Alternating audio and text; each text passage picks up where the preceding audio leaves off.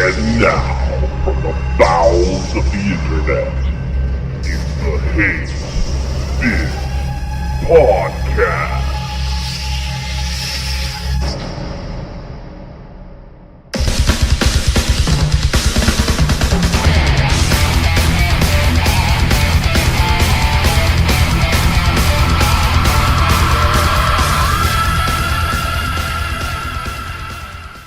Live from the Hate Bit Studios in somewhere else, California.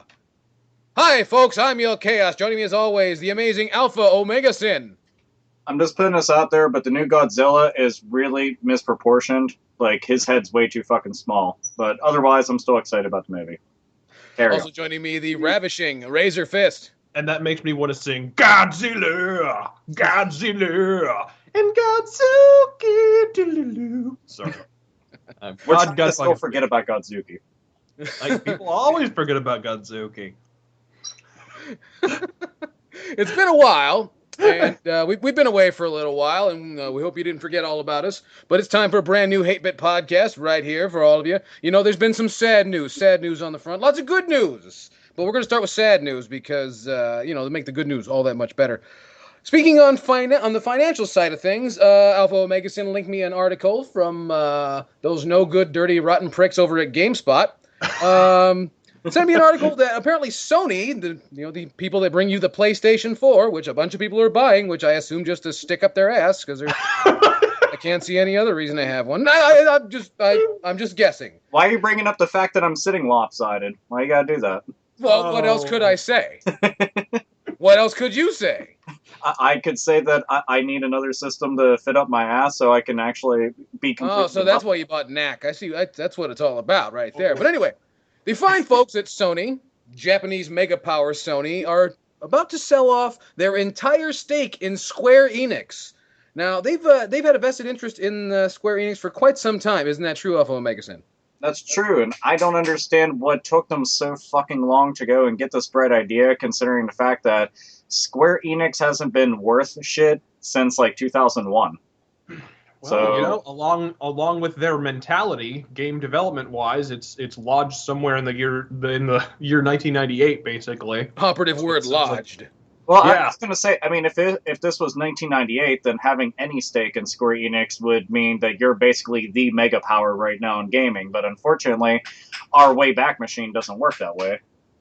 Well, and you know what? It's as good a time as any to sell off all your stock in Square Enix because fucking the CEO of the new CEO of Square Enix, Yosuke Matsuda, came out this past was it this week or the week before and said basically he people are reading it as if it was an apology from Square Enix where he was saying, well, we just weren't giving fans what they wanted and we were trying to appeal to too many people. And the first part of that statement sounds fine, right? Because they were trying to appeal to too many people and they were trying to appeal too hardcore to the Western market. You know, that clearly that was one of their fallibilities over the last several years. But their solution for that is to go back to making super formulaic, or at least this was what he hinted at. What I took away from it was, it sounds like Yosuke Matsuda wants for Square Enix to go back to making super sly fucking JRPGs that are completely turn-based and completely traditional and completely linear. And while I think there is an underserved market for that, I think if they believe that going back to that extremely formula, for lack of a better term, is going to solve their current fiduciary crisis, they are absolutely fooling themselves. I don't believe that's the ticket at all. And I think their solution for getting out of the hole is to dig harder, basically. Well, there's one reason why I'll disagree with that. And that's only because of their more recent acquisition of IDOS. And that's fine, but they're blaming Eidos, and it almost sounds like they don't even want like the Western stuff. It doesn't sound like they're going to leave Eidos alone. They micromanage the shit out of Thief, and you got to believe the more strapped they get for cash, they're going to micromanage them even more. Well, see, right now the problem with them is that one, it's fucking sheer arrogance and lots of double talk. You figure they currently can tap two markets, which most companies don't have the capability of doing. They can tap the Japanese market and everything on the eastern side of the planet, and they have a division that definitely has a steady foothold over here in the West and in the PAL regions. So, and they can offer up an extreme amount of variety. But even when all the IDOS type games were doing very well, which they were, and anybody who says otherwise is fucking high as a kite. Whether you like the games or not, they did well financially. They did we've talked about it here on this very podcast about how well that they did. As a matter of fact, we even talked about the bullshit of Square Enix going and basically slamming, games like Tomb Raider, which is one of the biggest selling games that they've had in recent memory. Yeah. Slamming Hitman Absolution, and slamming Sleeping Dogs. And it made no fucking sense for them to go and do that. No, and a lot of them were artistic successes. Deus Ex Human Revolution, fucking hell. Fantastic game, Sleeping Dogs. The thing is with all that is that they actually kind of do need to make more Japanese games, because if you look at the vast majority of games that they were releasing in the mid to late 90s, and then go on from PS2, Xbox era on forward, they weren't offering up the same amount of variety. They were making platformers, they were making shooters, they were making adventure games, they were making a whole brunt of RPGs, and they built up this large fan base and then left them to starve. And then they decided that the best thing to do is to change the formula with things like Final Fantasy X, then release fucking Final Fantasy XI, 12, which most people forget exists, 13, which took up an entire console generation and has damn near buried the name Final Fantasy. And that's all that they've been offering and nothing in between. And when they do offer up something else, they barely make any note of it. And the last remnant or Infinite Undiscovery or something like that. Yeah, they released those, and I swear to God, they did it quietly. Like, they left their advertising in the back of a fucking closet. Yeah, there was I hardly knew, these games had come out, It was bizarre. And the thing is, like I said, I can agree with part of that. I think that there is an underserved market for traditional JRPGs. And I think that if they were marketed properly and they were done in the classic style, they would work.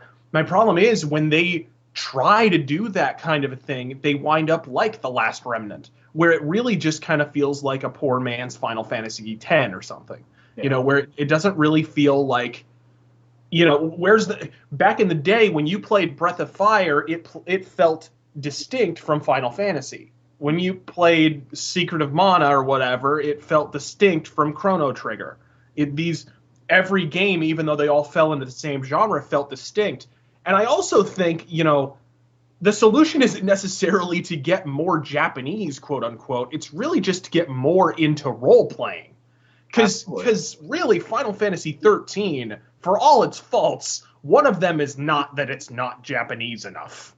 I mean, if you look at the tropes of Final Fantasy and of Japanese RPGs of the last several years, it embodies and even takes them further than any, the linearity is there. The melodrama, the unlikable characters with like one character trait. I mean, these are all hallmarks of Japanese RPGs, and Final Fantasy XIII embraces and expounds upon those copious attributes to the nth degree. So I don't know that that's really the problem. I think at the end of the day, it's really just about getting more into role-playing, getting more into, looking at what Japanese RPGs of yore, and yes, yore is a time, apparently,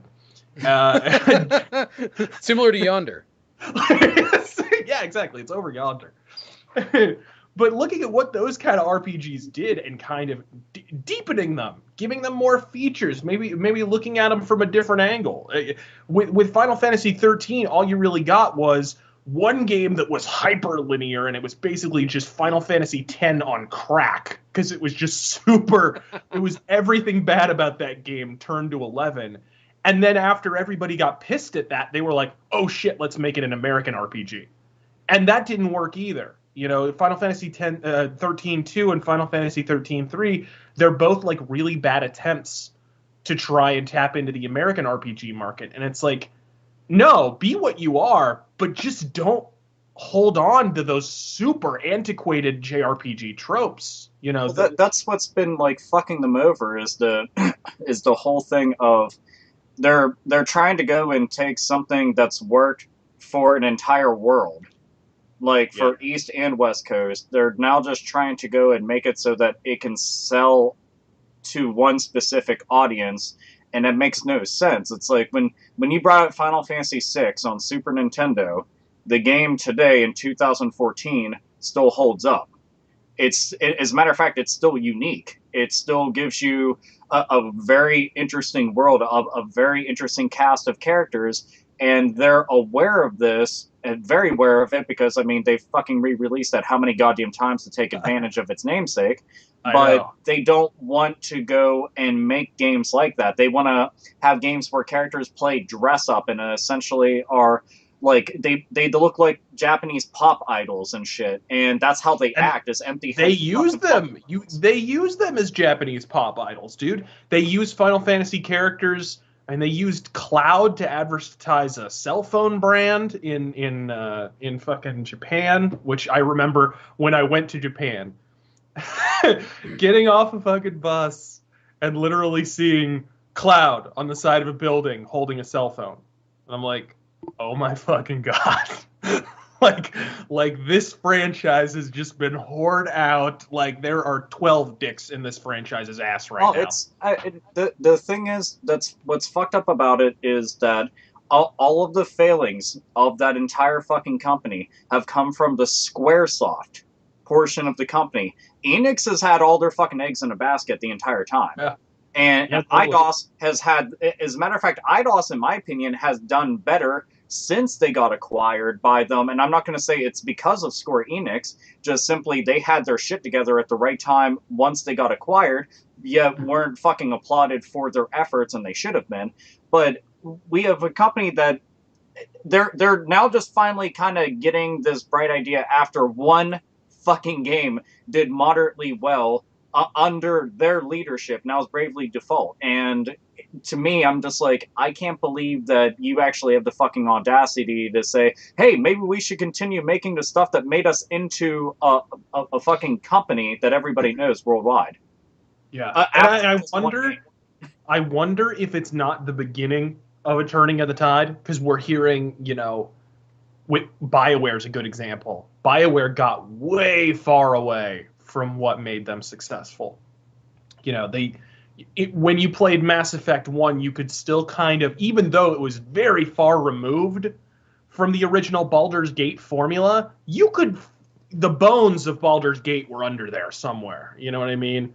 That you can't see the fucking skeleton anymore after Mass Effect 3. You can't see, I mean, it's totally gone. And with Dragon Age 2 and so forth, like, it just doesn't feel like that anymore. And it's not that every game needs to be Baldur's Gate, but you do, at the end of the day, when you're building a house, you have to build it off of a strong foundation, and you can't erode that foundation, or else the whole house of cards comes tumbling down. And that's really what a lot of these companies have been doing, is by getting rid of their past identity, they're really hurting their long-term commercial prospects, and that's why we're seeing all these fucking collapses. Well, that may have been the most coherent analogy I've ever told in my life, for the record. Bravo! But there's one thing I actually want to correct a lot of fucking goddamn Neanderthals out there who keep on saying is, for whatever reason, everybody's under this impression that Sony is not going to get any Final Fantasy games anymore. They'll lose exclusive rights to Final Fantasy. And I just want to know what fucking rock you've been living under, because to begin with, they owned a very small portion of them, and they have for a long-ass time. Yet Final Fantasy has popped up on the 3DS, on the mobile market, on the Xbox 360, on fucking everything under the goddamn sun. It doesn't, on the side of a goddamn bus! Yeah. On the side of a fucking bus. I'm pretty sure Final Fantasy sells fucking tampons. It more than likely does. But, I mean, the point is that Final Fantasy is still going to show up on everything because, I mean, that's just kind of the way that it is. If anything, this would actually allow another company to go and scoop up some of, you know, some of that stuff for them, and then just be like, hey, I don't know, maybe Nintendo could do it and be like, why don't you make some Final Fantasy games just for the fucking Wii U? Well, because just, we actually having all that stock seems like a holdover from an era in gaming that doesn't exist anymore. It has outlived its utility. If the PS2, the PS2 was an exotic piece of hardware, right? Even though it was very successful, that was the thing a lot of people don't realize. The PS3 being such a weird game system that was difficult to develop for, that was nothing new. The PS2 had been that way too. They just tried to duplicate it a second time. And that was Sony's formula. They would make a system that was hard to develop for, they would advertise it to the moon and back, it would become the number one system, and then because it was hard to develop for, it would discourage companies from making ports of their games to the other consoles. So it was basically like a built-in monopoly kind of an idea. But now that the PS4 is so much easier to develop for, now that Sony have sort of come to their senses and realized that sort of strategy doesn't work in today's market, I think it's the perfect time to sell off your stake in Square Enix, because you don't have that close of a relationship with third-party developers anymore. Because no third-party developer has that close of a relationship with Sony or Microsoft, for that matter. Because both systems are very easy to develop for. Everything's going to be cross-platform this generation. The only first-party sequels are going to be from first-party developers. Yeah. So are the only first-party exclusives are going to be from first-party developers. So you might as well just sell your fucking stock off. It makes perfect sense. I think this is actually a smart move by Sony. There is actually one thing that I had lingering in the back of my head ever since I heard the story. And it made me wonder, because I've never been able to get any kind of confirmation on this, but I had heard a long time ago that Final Fantasy VII itself was actually kind of exclusive to Sony, like the entire Final Fantasy VII brand. And thus far, the only time that it's ever appeared on anything else was kind of PC and stuff. But you figure the game itself has shown up on a PlayStation system. The Dirge of Cerberus showed up on a Sony system only. The prequel showed up on a Sony handheld only. And I had always wondered if this would actually make it so that the game could actually be ported to other shit, possibly. I have no fucking clue. Yeah, I don't know, because I would tend to think that it wasn't exclusive to Sony just because of the PC version, and the fact that not only was the PC version released, but it wasn't even released by Squaresoft. Technically, it was actually an Eidos game. Was it? Yeah, technically Eidos published that game.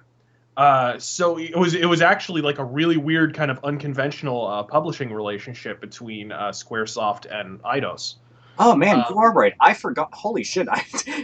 It was really bizarre, because I remember getting demo discs from Eidos, obviously, because I thief, and I'm a Omicron, the Nomad Soul. I remember, and you would get the demo disc, and there would be a demo for the fucking PC version of Final Fantasy VII.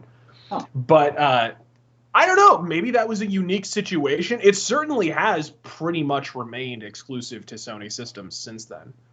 It's definitely something to think about. Yo, Chaos, have an opinion.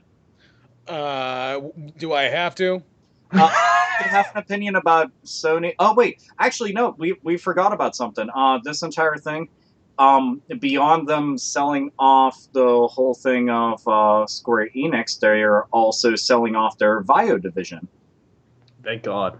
Yeah, that's very interesting. It's an open source platform that helps nobody. Though I do understand that some Vio computers are compatible with PlayStation memory cards, so there's that. Oh boy. You see how much joy there was in that? I mean, it's just fantastic.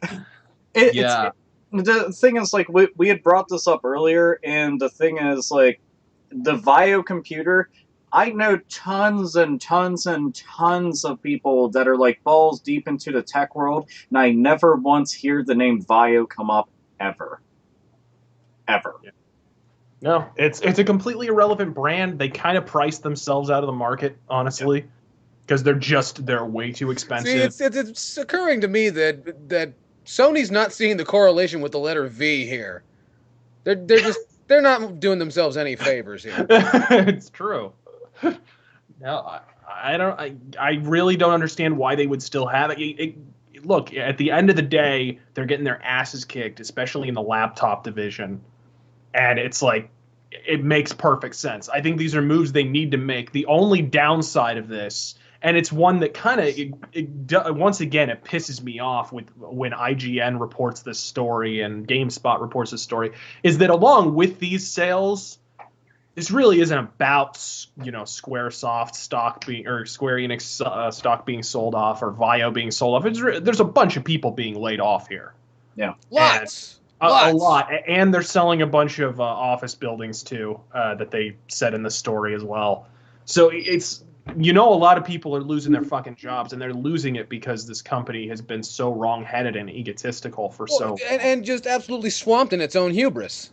Absolutely. There's this idea that Sony is this big name, and it maybe is in Japan. I don't know. I'm not Japanese. I'm sure there's a number of Japanese people living in Japan who could comment down below and tell me all about it.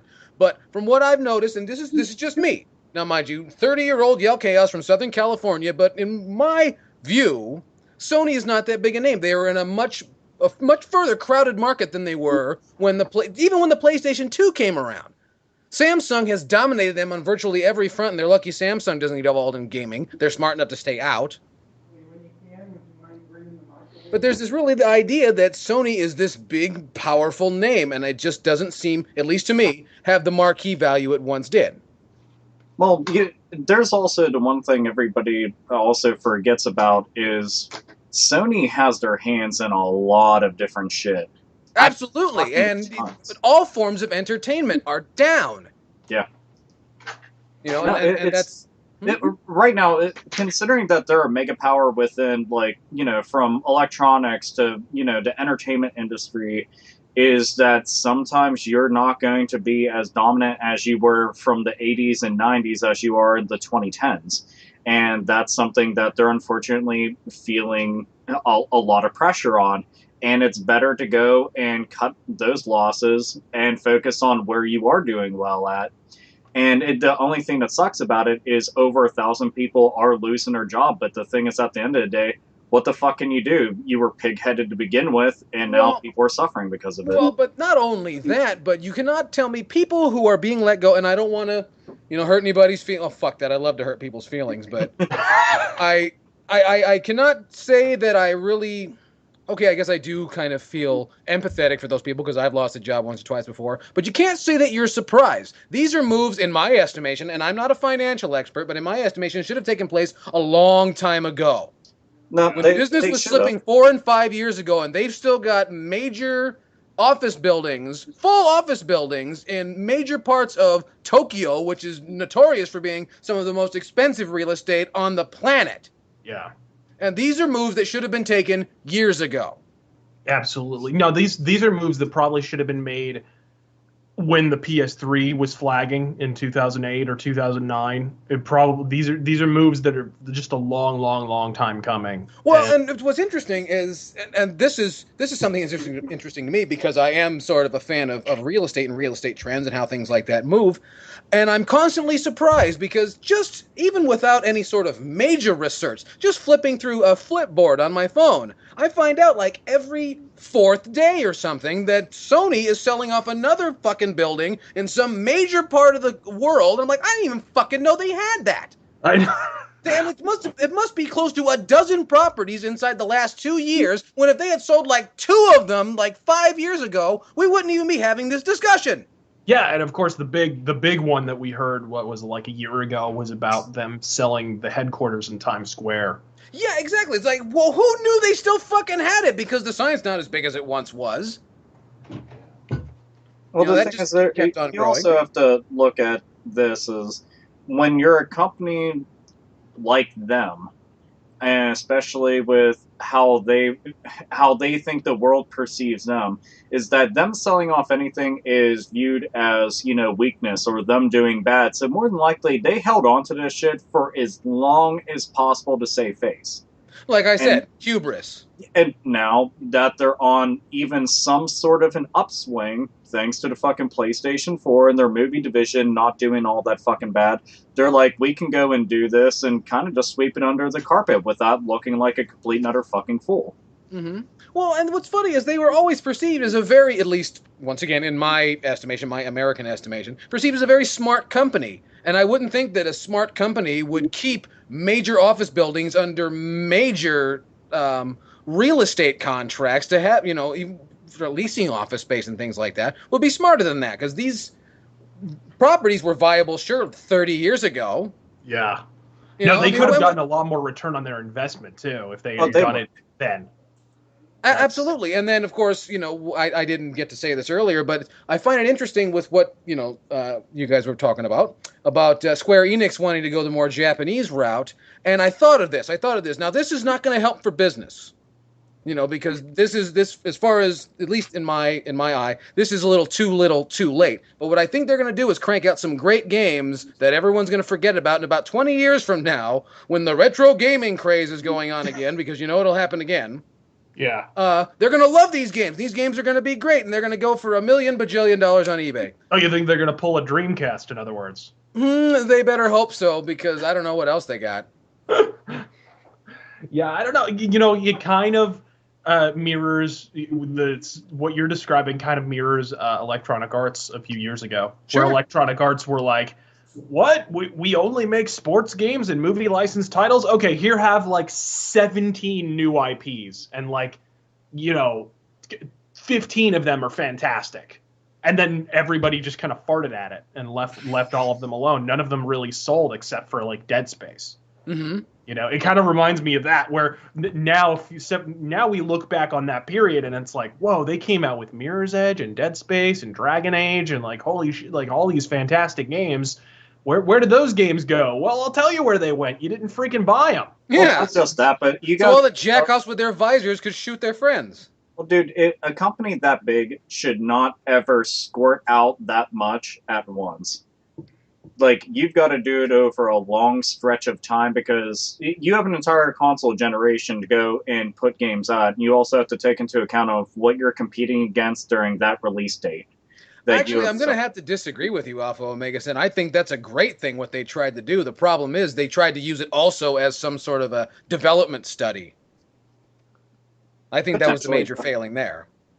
Well, I think the big problem was you had studios that were like with the Saboteur, which is a fucking great game, but Pandemic's going out of business. So they're pretty much and the news that Pandemic had got out of business broke before the game came out.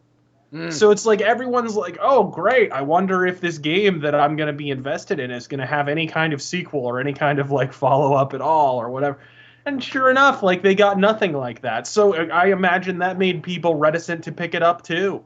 You know? Well, that's a terrible thing to announce. They could have honestly have just waited.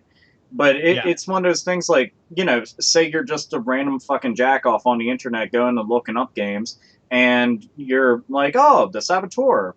Oh, wait, wow, this company's going out of business? That game's not even out yet. Well, they must be going out of business for a reason. Why the fuck would I pick up their half-ass game? Fuck that. Meanwhile, they don't need to know shit else about it because they just heard that studio's done. Yep. What kind of future is there for that? And that's just an asinine business decision to go and fucking do that. And it made even less sense of if say, on the very small chance that game would have went on to sold 3 million copies within 1 month. Then what? Would you have reopened the fucking studio magically? It's stuff like that I always think about. I'm just it's just a bunch of asinine decisions made back to back to back, and I don't know, this is how we get. We're pretty much. It sounds like we're pretty much in agreement, at least, though, that this is a good move by Sony across the board. It's good to get rid of these things. I honestly think that it could be perceived as a good thing if, in fact, history will show that it was done in time. Yeah. Because we won't really know the full repercussions of this, the event for years. Yeah. It'll be a few more years before we really see what happens there. Yeah. Well, I'm going to say right now, I think that's good for them because they've had stake in them for so fucking long, and it's been evident that it's not been paying off. It's not paying off for Square Enix. How could it be paying off for Sony? Well, everybody got to get a payday. But, I guess everybody wishes they would. I'm not really sure how to segue into this. I was going to go with sliding scales, but I've just decided to say, guess what? What? We're moving on to our next topic. Hey. VP of Amazon Games. See, I don't really do transitional material, as you might have noticed. VP of Amazon Games, Michael Frazzini, apparently. See, now I was looking for an article that I read on my phone and I thought was really neat. And now when I need it, I can't fucking find it. So I just found out. But I found out he gave an interview with fucking everybody. And some were with Polygon. This one was with Recode.net. But Michael Frazzini, who is, or Frazzini, is the vice president of Amazon Games. And basically the head of the games coming to the Amazon Fire TV. Now, if you don't know what the Amazon Fire TV is, a little while ago there was a controller teased for an Amazon game controller for a supposed set-top box, which no one thought would ever come to fruition. Then one day, holy shit, it came to fruition. Can I just say up front, Amazon Fire sounds like the name of like a direct-to-video action movie from 1988. Actually, it really sounds like a porno with tall broads in it. It could also be that. It could also be that. But Michael Frazzini told a whole bunch of people in not so many words, and essentially that the people that they've assembled their own game studios to crank out games, at least in the interim, to get things going on the Amazon Fire TV, which is, for those of you who don't know, a streaming box which will play, which I thought was interesting, Amazon Prime as well as Netflix. So sort of a direct, thing there on their hardware. This is, I guess, aimed for people that are not into game consoles, not into watching on TV, which is fine, I suppose. But they aim to, quote, rejuvenate the middle market. Now, Razorfist and I have been going on and on for the years that we've been on this goddamn show. Yeah. We've been saying how the middle market has just gotten smaller and smaller. Game budgets are getting pushed to the top. And what's left kind of trickles to the bottom onto mobile. And the middle is, really the only people that are doing middle market games are Nintendo. And no one gives a shit about those games. So, there's that. Yeah, there's like Nintendo and like South Peak Games. Yeah, South Peak and like PopCap. Yeah, or Calypso. That's fucking it. Yeah, PopCap, maybe Calypso. And I think Calypso went out of business. I think you're right. I mean, just Jesus Christ, like it's evaporated. It's completely evaporated. Yeah, and who's to say why? But now here's something I wonder, and this is, I think, going to be an interesting talk, at least for a few minutes, about what do they mean? Can really be rejuvenated about the middle market? Because what made the middle market special? Now, to me, middle market games, the price is always really what made it special. But not only that, is typically middle market games aren't terribly long, don't require a long-term investment, but more so than, say, fucking Angry Birds. Yeah, what I worry about? A game always seems to settle a bit lower than where they're aiming. You know what I mean? Tends to. Generally when middle market games were released, they were really aiming to be AAA quality. You know what I mean? In most cases, like with a Velvet Assassin or something like that, like one of those kind of games, they were really aiming to be like a big market title. They were just trying to do it with less, right? Sure. Which kind of says something, that Amazon are just flat out saying, oh, it's the middle market. It'll probably end up being like budget titles, really. It's probably going to be like a first-person Peggle. Yeah. That's what I worry about here. I think it's a valiant effort. It's really, no one. It surprises me that no one in recent memory has had let's face it, the balls to say that. Because almost every other source would have you believe that things are just fucking hunky-dory. Oh, no, and people I've actually had people try to argue with me that the middle market is not gone. No, it's just on mobile. Yeah, name me one game that's in the supposed middle market. What was the last one I could think of? Zombie U on the Wii U, and that was the last one. The last one that I played came out last year. It was called Dark. And remember that. And it was a middle market game, and people lit into it because it's not Metal Gear Solid and it's not Thief or whatever. But it's like, I understood what it was going to be going in. I understood that it wasn't going to be as robust in terms of feature set or in terms of budget or as polished. Games. And within that context, I enjoyed it. I thought it was very competently executed. I thought it was pretty good. Vampire stealth game works for me, but it was just. I think in a way the middle market was squeezed between the sides because you sort of with so many more AAA titles coming out, because so many more publishers jumped into the pool, because they saw those dollar signs and they weren't going to miss out. You know, you even got movie companies now with Warner Brothers Interactive and so forth. Yes, which are all people who clearly went to American colleges that don't understand the concept of what do they call it? Dissipating returns. Yeah, diminishing returns. But yeah, like fucking. So you wind up with all these, so many more AAA titles. At least there were for a while. that basically, I think what happened is the press, the gaming press, became conditioned to expect AAA quality out of everything, and so, every other day as well. Exactly. So that now, when a game comes out that is middle market and doesn't need to meet those standards, they still hold it to those standards. So you wind up with 1 million negative Dark reviews and 1 million negative Velvet Assassin reviews, and 2 Worlds and so forth. Like, people hate 2 Worlds, and the game has problems, but they also aren't taking into account that 2 Worlds is middle market. Like, it isn't Elder Scrolls, and it isn't necessarily even trying to be. It never possibly could have been. They don't have the same size of a team, and they don't have the same budget. But you know what I mean? We are also now in a gaming market that if it's not AAA title, then it doesn't exist. And totally. That's the expectations of not only gamers, but of like the vast majority of quote-unquote professional game journalists and reviewers out there, that they look at everything, and if it's not the most realistic, and if it's not telling the best story, and if it doesn't have the best mechanics, and if it doesn't have the most robust online multiplayer features, etc., then you pretty much are shit out of luck. And especially if you are a new IP just going and strutting your stuff for the first time on a game shelf. And that, to me, is what's fucking up a lot of things. And on top of that, the publishers are telling these developers that, hey, we're also going to be shoving your game that we didn't give you much of a budget for on the store shelves for $60, and you're going to have to compete against all these other fucking franchises that have, like, I don't know, a budget of like $5 million. Yours was about $150,000. Have fun with that. And that's fucked up. And the most successful middle market titles of the last several years have had to drop their price point. You know, you've Deadly Premonition. I remember when I saw that on store shelves, it was $20. New, brand new. I bought. We actually got it at launch, and this game was $20 out of the gate for 360. Worth every fucking dollar.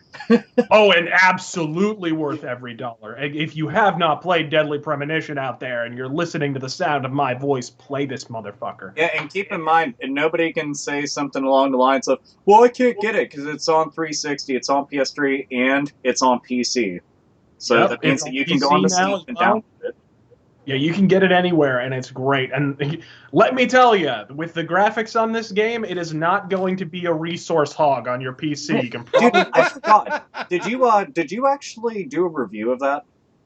I did. Okay. Well, see, and there you go. If you need further proof, then you can go see Razorfist's review on that. So, yeah. Look at that shameless plug. Yeah, it's not so shameless if it's one motherfucker telling about another motherfucker's video. So, yeah, there.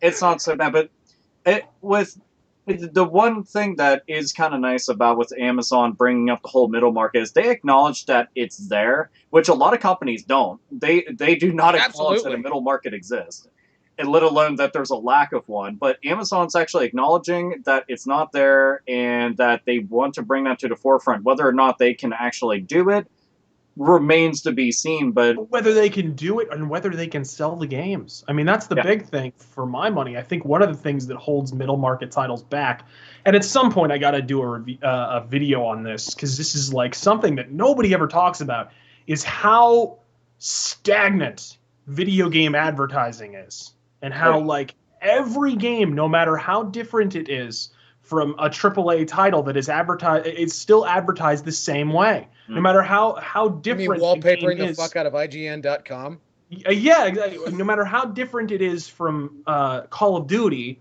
everything's advertised like Call of Duty or whatever. And I think the industry, one of the biggest things they need to overcome if they want to kind of get out of the Brown study completely and start selling more software, is they need to cater advertisements to each game and stop because like really the industry hasn't changed the way it's advertised games since Final Fantasy VII.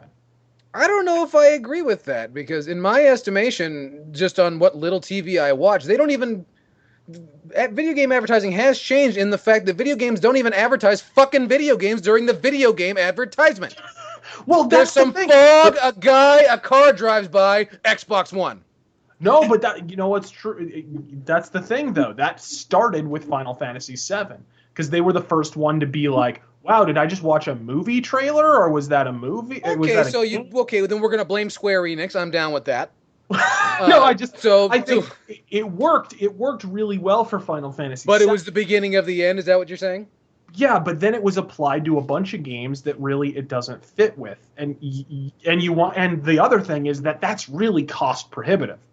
It costs a lot of money to buy television advertising space. It costs a lot of money just to get a fucking broadcast quality camera. Well, you know what would actually be an intelligent move, and I still don't understand why a lot of video game companies out there don't do this. Not to say that they don't, but they don't do it enough, is that one of the biggest things that's viewed on YouTube is gaming in general. The biggest YouTube channel right now, the biggest YouTuber is all about gaming, you know, and to me, YouTube advertising space costs jack shit by comparison to a television spot on a major network, and especially during, you know, prime time. And to me, I'm like, why don't you just take like the leftover budget that you have and throw ads out like that? Because they got a whole bunch of advertising executives convincing them to give them the money. I mean, understandable, but I'm just saying, if they are going to get the word out and they are going to try to go and make this into a fucking success, which is, you know, the name of the game in business, then that'd be a good way to get the word out, because you've got the prime audience right there. You're not going and advertising this to fucking like parents or grandparents that don't give two shits about it unless their fucking kids actually say something to them. You're advertising this directly to people that would be interested in it and would potentially go out and buy it on the thing that they're looking up gaming on to begin with. I don't know. It's just something I don't understand. It isn't taken full advantage of. No, totally. And that's the thing. Like, because of the way video games are advertised, you know, if you make a game, it has to be advertised in the margins of IGN, and it has to be advertised in the margins of GameSpot, and you have to have TV spots and so forth. You wind up spending like half your budget just advertising the thing, when really the way they're doing it isn't even that effective for some of the games that they're advertising. Because they're expending exorbitant amounts of money to preach to the choir. Exactly. You know, because that's what I've never understood, and like I said, I'll have to go in more in depth on it in one of my own videos. But like, it seems like if you're going for a casual audience, advertise at the zoo. Yeah, advertise somewhere where the casual audience is. Advertise somewhere, because your casual audience isn't. They're not watching the E3 stream on gameplay. They're not watching Nintendo Direct. They're at Disneyland. They're doing things. No, and that's why Final Fantasy VII was so successful. I remember they had Final Fantasy VII was actually like plastered on the side of the Toronto monorail and stuff like that. Like they literally had them like on the side. They advertised it everywhere because Sony needed the game to do well for the PlayStation to do well. Mm-hmm. So they pitched in on some of the advertising, and it wound up completely changing the game. And that's fine. But again, the problem is we haven't moved on since then and kind of adapted to how different the times are now. It's not 1997 unless you turn on the radio. Or professional wrestling. I was going to say, if it was 1997 in a world of professional wrestling, then I'd actually be quite happy with the product every single time. And that's sad. It's true. But we'll save that for another time. That's coming later. That's later. I was going to say, we can save that for later. You're going to blow the load real quick. I want to talk about this before we get too far along about Amazon. Now, recently, Amazon has taken to adding Metacritic scores to all the pages listing brand new video games. Really? And I think this is I think this is a really bad idea. Wait, I'm not actually like fucking around, but did they really do that? They did.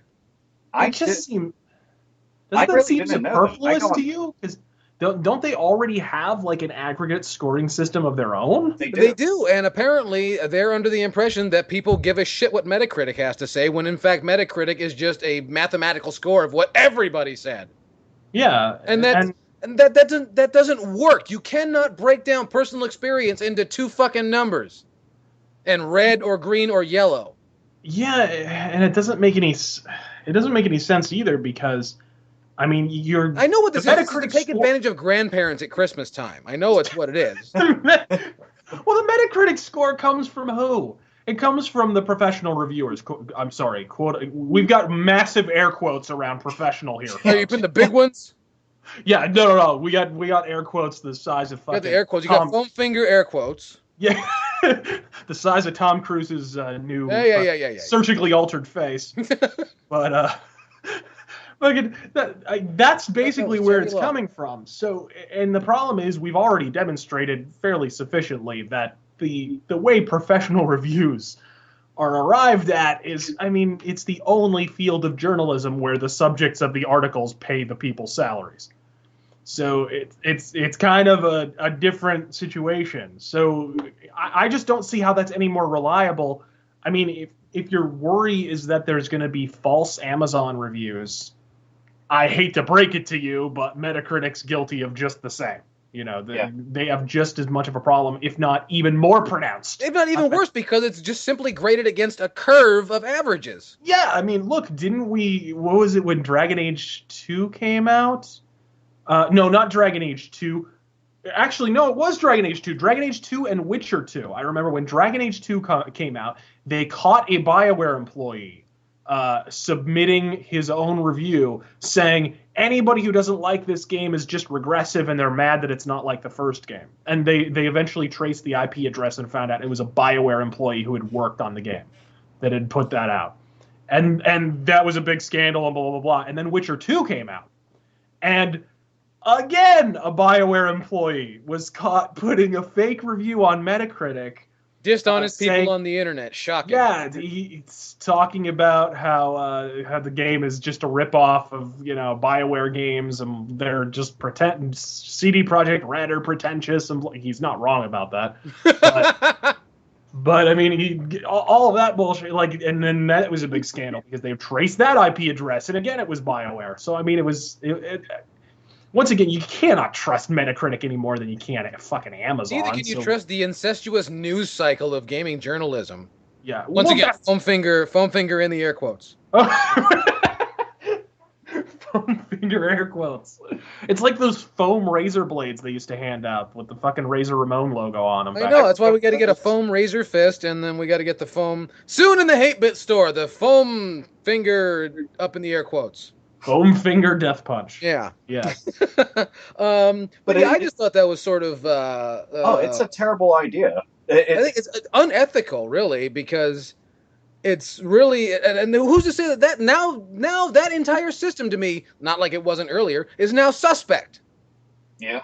Well, I mean, all of it really is at the end of the day. There's been people. I know for a fact. I'm not going to name names, but I know someone who's made a DVD, and I know that this person had put the fucking DVD out, and he was the only person who reviewed his own DVD. And I remember reading it and laughing my fucking ass off. What? I've not heard about this. Is their last name Walker? No. It's somebody most people haven't heard of, but when I read the fucking review, and the thing is, I also got to read a fake IMDb review that he also wrote about his own DVD. And I sat there like, I've seen comedies numerous times that made me laugh less than both of these fucking reviews combined. And it was just, it's just like an example of, reviews a lot of times are just they're fucking bullshit, and that's really the truth of the matter. Razor Fist brought up a good example. This is just another sad example, And it's like, man, and now we're gonna have Metacritic. How many times have we talked about websites and their fucking complete bullshit of like paid off reviews? Yet we're gonna fucking trust them to fucking go and tell us whether or not this game might or might not be good. It's like, give me a fucking break now, Amazon. Yeah. Get your fucking shit together. Don't do that. Yeah, just don't. I swear, the video game audience is the only people I know that could be like titillated by numbers. Yeah, dude. Oh my god, fucking A. Like they.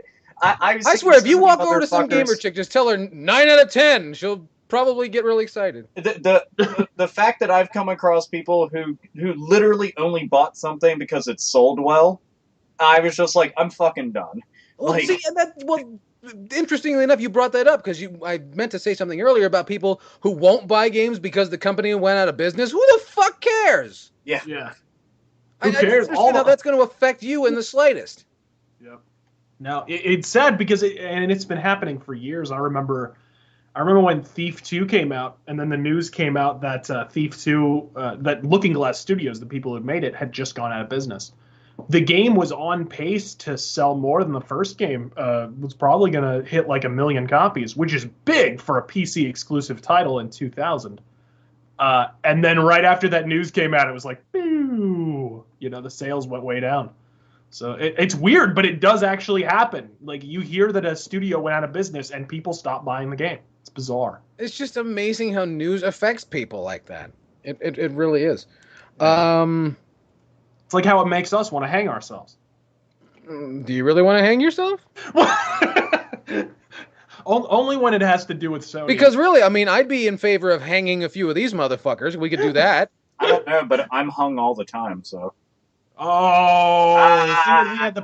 we had the Peter North reference earlier, and now. I did, but they didn't get to hear that. Oh yeah, that's true. Fuck. Well, there we go. There's the one fucking dick joke. Well, but there are people that follow the program. They know. Yeah, Alpha Omegason's got a big wiener. Katie Couric's got a big wiener. Ha ha ha ha ha. Except for hers is bigger than mine. I can't say I'm jealous because hers is really ugly looking. So. Is that where the black eye came from? And that's where my limp comes from too. Well, hey, there you go. I got nothing for that. Speaking of things that are, never mind. I was trying to tie in wieners with micro consoles, and it didn't come across the way I wanted. Thing is, you could have gone the Katie Couric route. I could have, but is it a big dick, a big clit? We don't know. Well, she's just getting big in general. I was gonna say, can we bring up Chyna yet? I mean, China's got China's getting big too. I thought we were gonna talk about Carrie Fisher with getting big, but and her face, all the weight goes to her face. It's like if you don't cut it the fuck back with the po' boys, they'll have to shoot your wake in the IMAX format. I still say she's the only person I've ever seen with a moose knuckle and testicles, and I think it's absolutely fucking amazing. It's nothing short of impressive. No, she's like the female Robert Starr with the huge face, the big catcher's mitt face.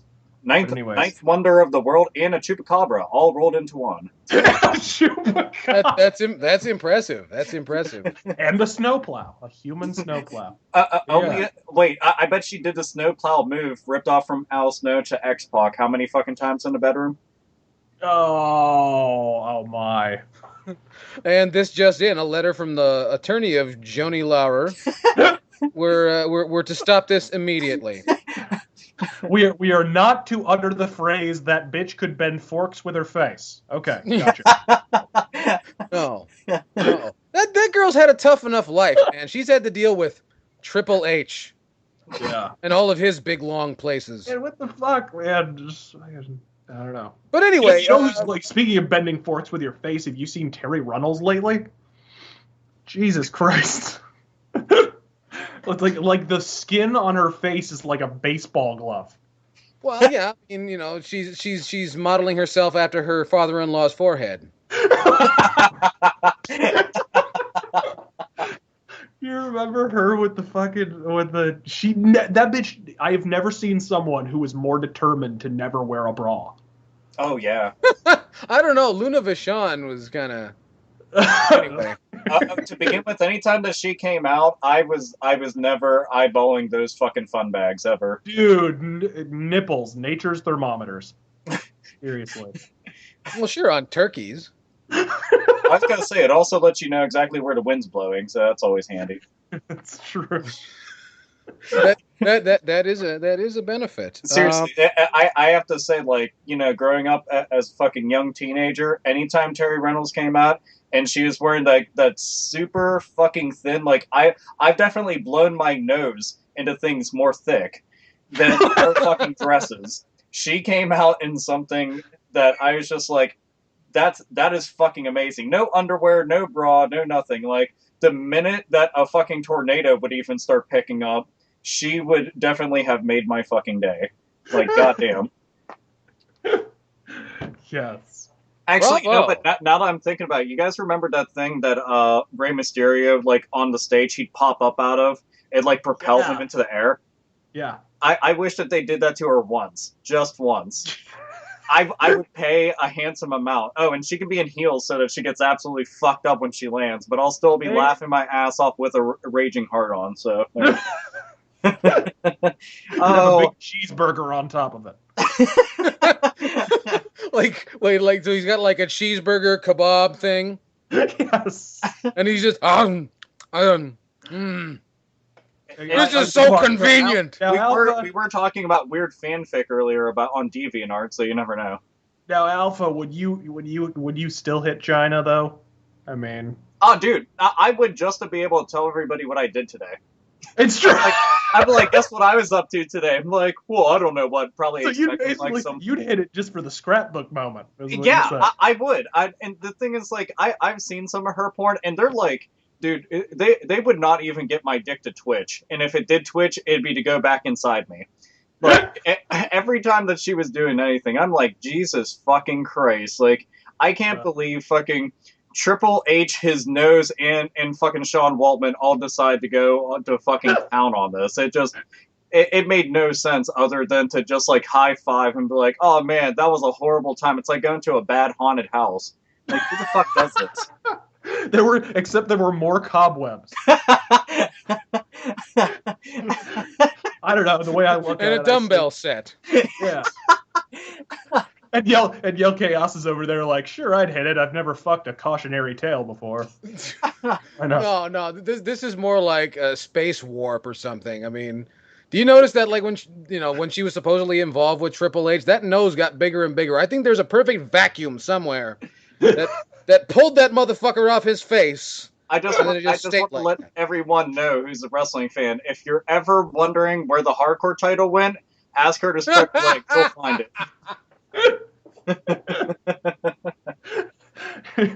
Yep, and the boss man's dog shit on it. Yeah, and so long as you're digging around in there, try and locate X-Pac's career if you can. Wow. Oh, and if you can't, also locate his hairline because it's probably back there somewhere. Yeah, and also you might want to be on the lookout for his arrest record too. Oh no, it's not linked, her but vagina it's doesn't go that deep. We are so off topic. It's not even. But fun fact. I mean, we this is definitely... the home of really shitty wrestling anachronisms. Speaking of really shitty wrestling anachronisms, WrestleMania 30 just happened. This was a good segue. This was. I thought so. And now here's something that's bothering me. I was told that what I was watching was WrestleMania 30. I want to lay this out for everybody because I recently had an argument with somebody. I'm not going to say who. About what it is that really inspires the Hate Bit podcast to watch wrestling. Why do we watch wrestling? And I have to tell you, it's different for different people. But I'll tell you what was new for me. This was my very first time that I got to see WrestleMania live as it was happening. Never happened for me before. So I was, and that says something for, as much as I was, a fan. First time I ever got to see WrestleMania 30. And I was not impressed. Now, I shouldn't neglect to mention that Cox Communication, those cocksuckers, lost the feed right before the John Cena-Bray Wyatt match. So I got to see the rest of it on somebody's fucking phone on the WWE network. Oh, that's horrible. Yeah, so not only I had to watch shitty wrestling, I had to watch shitty wrestling and develop eye strain. That's weird. I ordered it through Cox too, and I didn't have any problems. Well, see, yeah, exactly. And they told us that, it was not a regional problem. So apparently they wanted to tell California to fuck themselves. But that's all right because as I bitched about it on the Twitter and a bunch of... By the way, follow me on the Twitter. You see, you see what I did there? You like that? No, but I've been on Twitter. I said that we lost the feed, and everybody came back. At least 5 or 6 people all told me the exact same thing. You're not missing anything. Bullshit. And that hurts my feelings. And now, Alpha Omegason, you watched WrestleMania 30 in Texas, didn't you? Yeah, I actually, I'm the odd man out. you- I ended up watching it on the actual WWE network, like on the PS3. Mm-hmm. And I can say one thing. I'll give them credit where credit's due. Out of anything that we could ever go and take a shit on the network, I was expecting it to crash. Because when they first launched it, I mean, there was certain points that it couldn't even buff the videos. It would just fucking automatically log out. It was fucking up everywhere. And that's to be expected when you have like a new new app, whatever the fuck you want to go and call it. Like, it happened with Netflix, it happened with this, so I was expecting that. But WrestleMania is a big fucking deal. A lot of people got this shit just to get WrestleMania because it's the same price. You pay for the yearly subscription, this costs the same exact thing as WrestleMania. And it did pause a couple times, but it wasn't so bad that I was ready to go and hurl a fucking chair. Except for during that one match, but we'll get to that later. Well, I understand that the card opened with a fatal 4-way tag match with the Uzos, who are Rikishi's sons, or if I'm not mistaken. And apparently that was a WWE Network exclusive. Fuck you, people on the WWE Network, because the one match that I thought was going to be the match to see turned out to be the fucking match to see, and only people got to see it on their phones. So much for saving the good stuff for Sunday Night Heat. Sunday Night Heat. Oh man! It was mere just mention of absolutely Sunday amazing. Night Heat. Like that's the oh god, what was that? Shotgun Saturday, was that it? The one from New York City? I love Shotgun Saturday Night. Dude, Yeah. that man, there were so many other short-lived shows that they had. Now I can't think of. I didn't when I started watching during the Attitude, or when I started watching again during the Attitude Era, I didn't have cable, so Shotgun Saturday Night was the only show I could watch. Dude, and you basically got 2 matches and nothing but highlights of Raw. No, actually, in the beginning, it was actually like its own show and had storylines and Well, everything. yeah. When it started, but they were just like, yeah, that's too much effort. We can save shit for something else. So that's what bums me out about those shows. They're like, hey, we got a good idea for a show, and now we can actually highlight some of the underutilized talent. You know what? Fuck it. We'll just keep replaying shit. That works. Yeah, you realize you're describing WWE247.com, right? It's true. Well, I was one of those poor, unfortunate motherfuckers who got in on that, and makes me sick, sons Dude, of I'm still describing Raw. 3 fucking hours, and the vast majority of it is, hey, we're going to tell you about what just happened 5 minutes ago, and we didn't even take a commercial break. And the rest of it is no, comedy that's- performed by people who aren't funny. No, that's 90% of it. The other 10% is oh, by the way, we have this new app. Oh, And oh, by the way, this is trending on Twitter. I'm glad that they stopped with the whole we're gonna try to get tout to be a thing, because that was going nowhere except for into a fucking brick wall, teeth first. It was fucking horrendous. Oh my god. It's amazing too, because I think they got on the tout thing before Vine really took off, and yet they still got their asses kicked. They got there first, and they still lost. And look at how, like, they have a multi-million viewership reach every single week, and they still get tout to go anywhere. Jesus. It just goes to show. But okay, so Mr. Chaos, so go on with some of the matches. You said So's tag team match. Well, there was that match. I didn't get to see it because of you fuckers on the goddamn WWE Network. But as I understand, the standout... I own this shit or something. I know, right? What gives you the idea I'm putting this on you? Not everything is about you. You said you were on the grassy knoll, Alpha. You said you. Just because you get to be on the goddamn Game Chasers doesn't mean that everything is about you. Anyway, after that, I got there just in time for the. I shouldn't say just in time. I wish I had gotten there much later. The Daniel Bryan versus Triple H match. And the highlight of this match was Stephanie McMahon's tits. I swear to you. Can someone I've heard so much people saying that, oh, it's just a great way to open WrestleMania, and fuck you. I cannot believe WrestleMania. Fucking Triple H got the nerve to do 24 goddamn minutes, of which he's wrestling 9.5 minutes, to open WrestleMania. No, I'll just say, if you could have bottled all the personality in that ring, you would have had the first scientifically recorded case of a compartmentalized vacuum. Seriously. What the If you really had, you would not have had enough charisma to make a sample in a fucking men's magazine. Well, you guys have to understand that the entire point of that match was literally just to build up the main event. I understand that, but unfortunately it was so goddamn transparent, and I don't even watch this shit. I do not watch SmackDown, I don't watch Raw, and even I saw through this bullshit. It's like, okay, here's tired-ass Triple H, whose best days were long behind him. Somehow he's the big heel that Daniel Bryan's got to get over.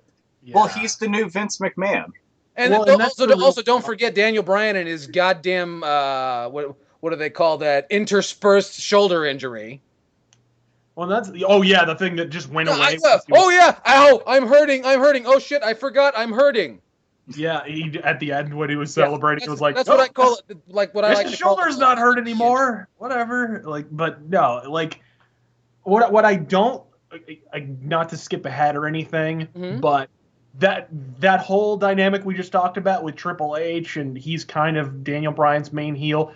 That kind of is why I had a problem with Daniel Bryan winning. Although I think it was good to send the fans home happy at WrestleMania 30, I think it was actually more important, if you were looking long-term, which clearly WWE was not, to build him a heel to work with. Because he's going to get bigger if he's got someone that the crowd really hates to work with. I honestly... Do people hate Triple H? Because, I mean... People do hate Triple H, but it's not like... he's got grudging respect, and that's a problem. There's too many members of the audience that enjoy Triple H's work. And so it's like, you have to build someone for him that's his age, that they can legitimately hate, that seems like an actual threat to overcome. And by letting Daniel Bryan steamroll through Randy Orton and Batista at WrestleMania 30, you kind of remove the possibility that either of them could have been that for Daniel Bryan. So, what do you do? Well, the thing is, they stuck themselves between a rock and a hard place, though. Well, don't get too far ahead. Don't get too far ahead now. Well, I'm just simply stating that this is actually all prior to WrestleMania. So if anything, I'm backtracking right now. Yeah. With CM Punk leaving, that fucked up a lot of their plans. In the midst of CM Punk leaving, which there's still rumors that he's going to rejoin before his contract expires, but that's a whole different subject anyway. With CM Punk leaving, that fucked up a bunch of the storylines that they had planned for WrestleMania. Then they bring in Botch-tista or Bitch-tista, or how I refer to him as in my home, Jennifer Lopez. They bring and Jennifer Lopez doesn't go over well with the crowd. As a matter of fact, he went over very fucking poorly with the crowd, which I was elated, but I was so fucking happy. The crowd clearly was not waiting for tonight. So he that was a Jennifer Lopez reference, people. Come on. I thought you were making a Phil Collins reference. Oh. So you're gay twice, haha. So if anything, everyone, you can now mark this off on a calendar as probably the only time Razor Fist is going to make a Jennifer Lopez joke and reference. I don't know. I'm still waiting for his next Seventh Heaven joke myself. But I know, right? Since all that stuff got fucked up and didn't go off as planned, they decided to go and take the one thing that they did have working very well for them and push it to the forefront and make Daniel Bryan their guy. And the thing is, that wasn't their plan initially, despite the fact that he is very over with the fans, but they kind of had to cave in, because if they didn't, I swear to fucking God, there was going to be a fucking riot, especially after, the whole Taker thing, which they already knew was going to happen, obviously, but, if like Batista won the belt, that place would have probably gotten completely flattened. Like, yeah, and I agree with that, and they painted themselves in a corner, but they kind of, in the long term, it's going to hurt them. It's really going to hurt them that you basically made Daniel Bryan at WrestleMania, but you kind of you have no one for him to work with. I mean, who does he work with now? What do you pair him against John Cena? John Cena's still a babyface. It's not going to work. well, It's right not now going to work they at have all. them paired up with the Shield, which they're trying. They have The Shield can kiss my dick, just for the record. And the Shield is over. That's the problem. yeah, The Shield is over, but what they decide to do is they have Triple H and they have Batista and they have Orton, which previously were part of Evolution. They actually came out on Raw to the Evolution theme music, to much of many people's surprise, including mine, which I was happy because it's fucking Motorhead. But they have them, and then they got Kane on top of that. So you got 4 guys versus 4 guys, and now we're getting back into factions again, which could actually kind of work. You figure you got the new blood versus the old blood. And that's kind of what they're going with right now. didn't work so well in WCW, is all I'm saying. No, it never works. A bunch of young guys versus a bunch of old farts. Yeah, that's a real threat. Well, I mean, not completely old. You figure Triple H and Kane are, if anything, the oldest guys of the bunch. Orton and Batista, not as old, but, you know, still, quote-unquote, the veterans, of active Are Orton and veterans. Batista the same age? If they are, Batista's fucking pecs aren't showing it, because those fucking Batista nipples are looks pointing terrible. south. Yeah, he looks like absolute dog shit, and even in his prime, he looked like dog shit, and his face is dog Yeah, shit. he looks His like mic a skills are dog 44-year-old landscape developer. Well, he's an old guy. He got into the business really old, actually. Well, yeah, and of course, he got into the business and got where he was because he looked the way he looked. Yeah. Yeah, he should have But- stuck with Leviathan because it was way better than fucking his Jennifer Lopez gimmick. So Yeah, Leviathan was badass, dude. yeah, Leviathan was badass. Him wearing skin-tight jeans and then splitting them up the ass when he gets out of ring is not exactly going to tell a compelling story. Other than he Well, needs it to have could tell a snake- compelling story, just not necessarily for wrestling TV. No, in general, he fucking sucks. But the thing is that they have an entire fucking heel group that's in power, and this reminds me of back in like the corporation era, not Ministry Corporation, but just the basic corporation. But again, the problem with that is if you want to make that faction into a threat, your chance to do it was at WrestleMania. It's going to be hard when you don't have, because you had that expanded audience and that expanded, you had more of a stage, a platform with which to turn that into a legitimate threat for Daniel Bryan. Now he's got to overcome a group of people that he's already overcome. That's You know? true, but you gotta look at it like this. All the weeks, and I mean fucking weeks, they literally were like trouncing the living shit out of him. I mean, like, and then some. And the thing is, there's got to be some give. And the thing is, they had the belt on Orton for quite a while. And while Orton is a lot better as a fucking heel and actually puts on some good matches, I'll give him credit. He's fucking horrible on the mic as a face. They can't do anything with him as a face, so they got to keep him as heel, but they couldn't keep the belt on him because I don't know. If he's horrible on the mic as a face, that didn't stop him from pushing Daniel Bryan. This is true, but in addition, when they brought I'm convinced the Daniel Bryan thing is like sympathy for the homeless man. Like, give him a sandwich. They also wanted to put the belt on Batista, but when it didn't go over well with him, what else were you going to do? Give the belt to Triple H? They knew damn well. No, you know what? I think as bad as it would have been and as mad as people would have been, I think it would have been better in the long term if you put it on Batista or somebody else. Because that person instantly becomes so hated that Batista's whoever... already so hated, but at an event like... getting tongue-tied. At an event like WrestleMania, I don't see an actual payoff for Batista having the belt, because their plans for him just went directly into the shitter. And the thing is now, which you are right, there's nothing for him to overcome, but now it's more about trying to go and retain. And you figure, look at way back whenever Stone Cold got the fucking belt and became the top guy. You had his boss basically biting at his heels the entire time, and it was always, oh man, what are they going to do to go and fuck him over? Yeah, but you had Vince Russo and Ed Ferrara writing that. You had a more competent writing team. True. You had like more momentum and a much deeper roster. Yeah. And so you could throw a lot of different elements, in that whole period. They brought in the Big Show. They had the whole Mankind thing kind of being in the corporation, using him as a weapon. They used Vader for a minute against Stone Cold. That's about all. Yeah, I mean, they brought in a lot of people to kind of keep it fresh. You had a lot more elements to keep it fresh. With how thin the roster is still, you kind of just have this one group of people, all of which have been beaten by Daniel Bryan.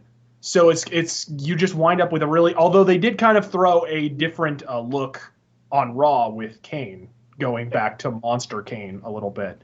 That might give it a slightly different edge. But I don't know. He had his mask on before, and you turned him into a comedy character. How intimidating is that? Well, the thing is, they flip-flop with Kane's persona so many fucking times. He was a dentist at one point, goddammit. Oh, Isaac Yankum. Fake Diesel. Whenever, as a matter of fact, this one of the things that I wanted to go and bring up. Whenever I went and I talked about WrestleMania on one of my stupid fucking videos, Razorfist actually had chimed in with an idea that probably would have been one of the best ones, and I actually wanted us to be able to discuss it on here, was for Undertaker to have dropped his streak to Kane, which would have, Well, first off, let's say what happened. So for people who don't know. All right. Undertaker has a streak. The illustrious 22-year career of The Undertaker remaining undefeated in all of his WrestleMania appearances, thus turned into the streak one of the most prestigious prizes in all of sports entertainment, because let's face it, the fucking belt doesn't mean anything. The match was The Undertaker versus... I'm doing this with my eyes closed, by the way, because it hurts me.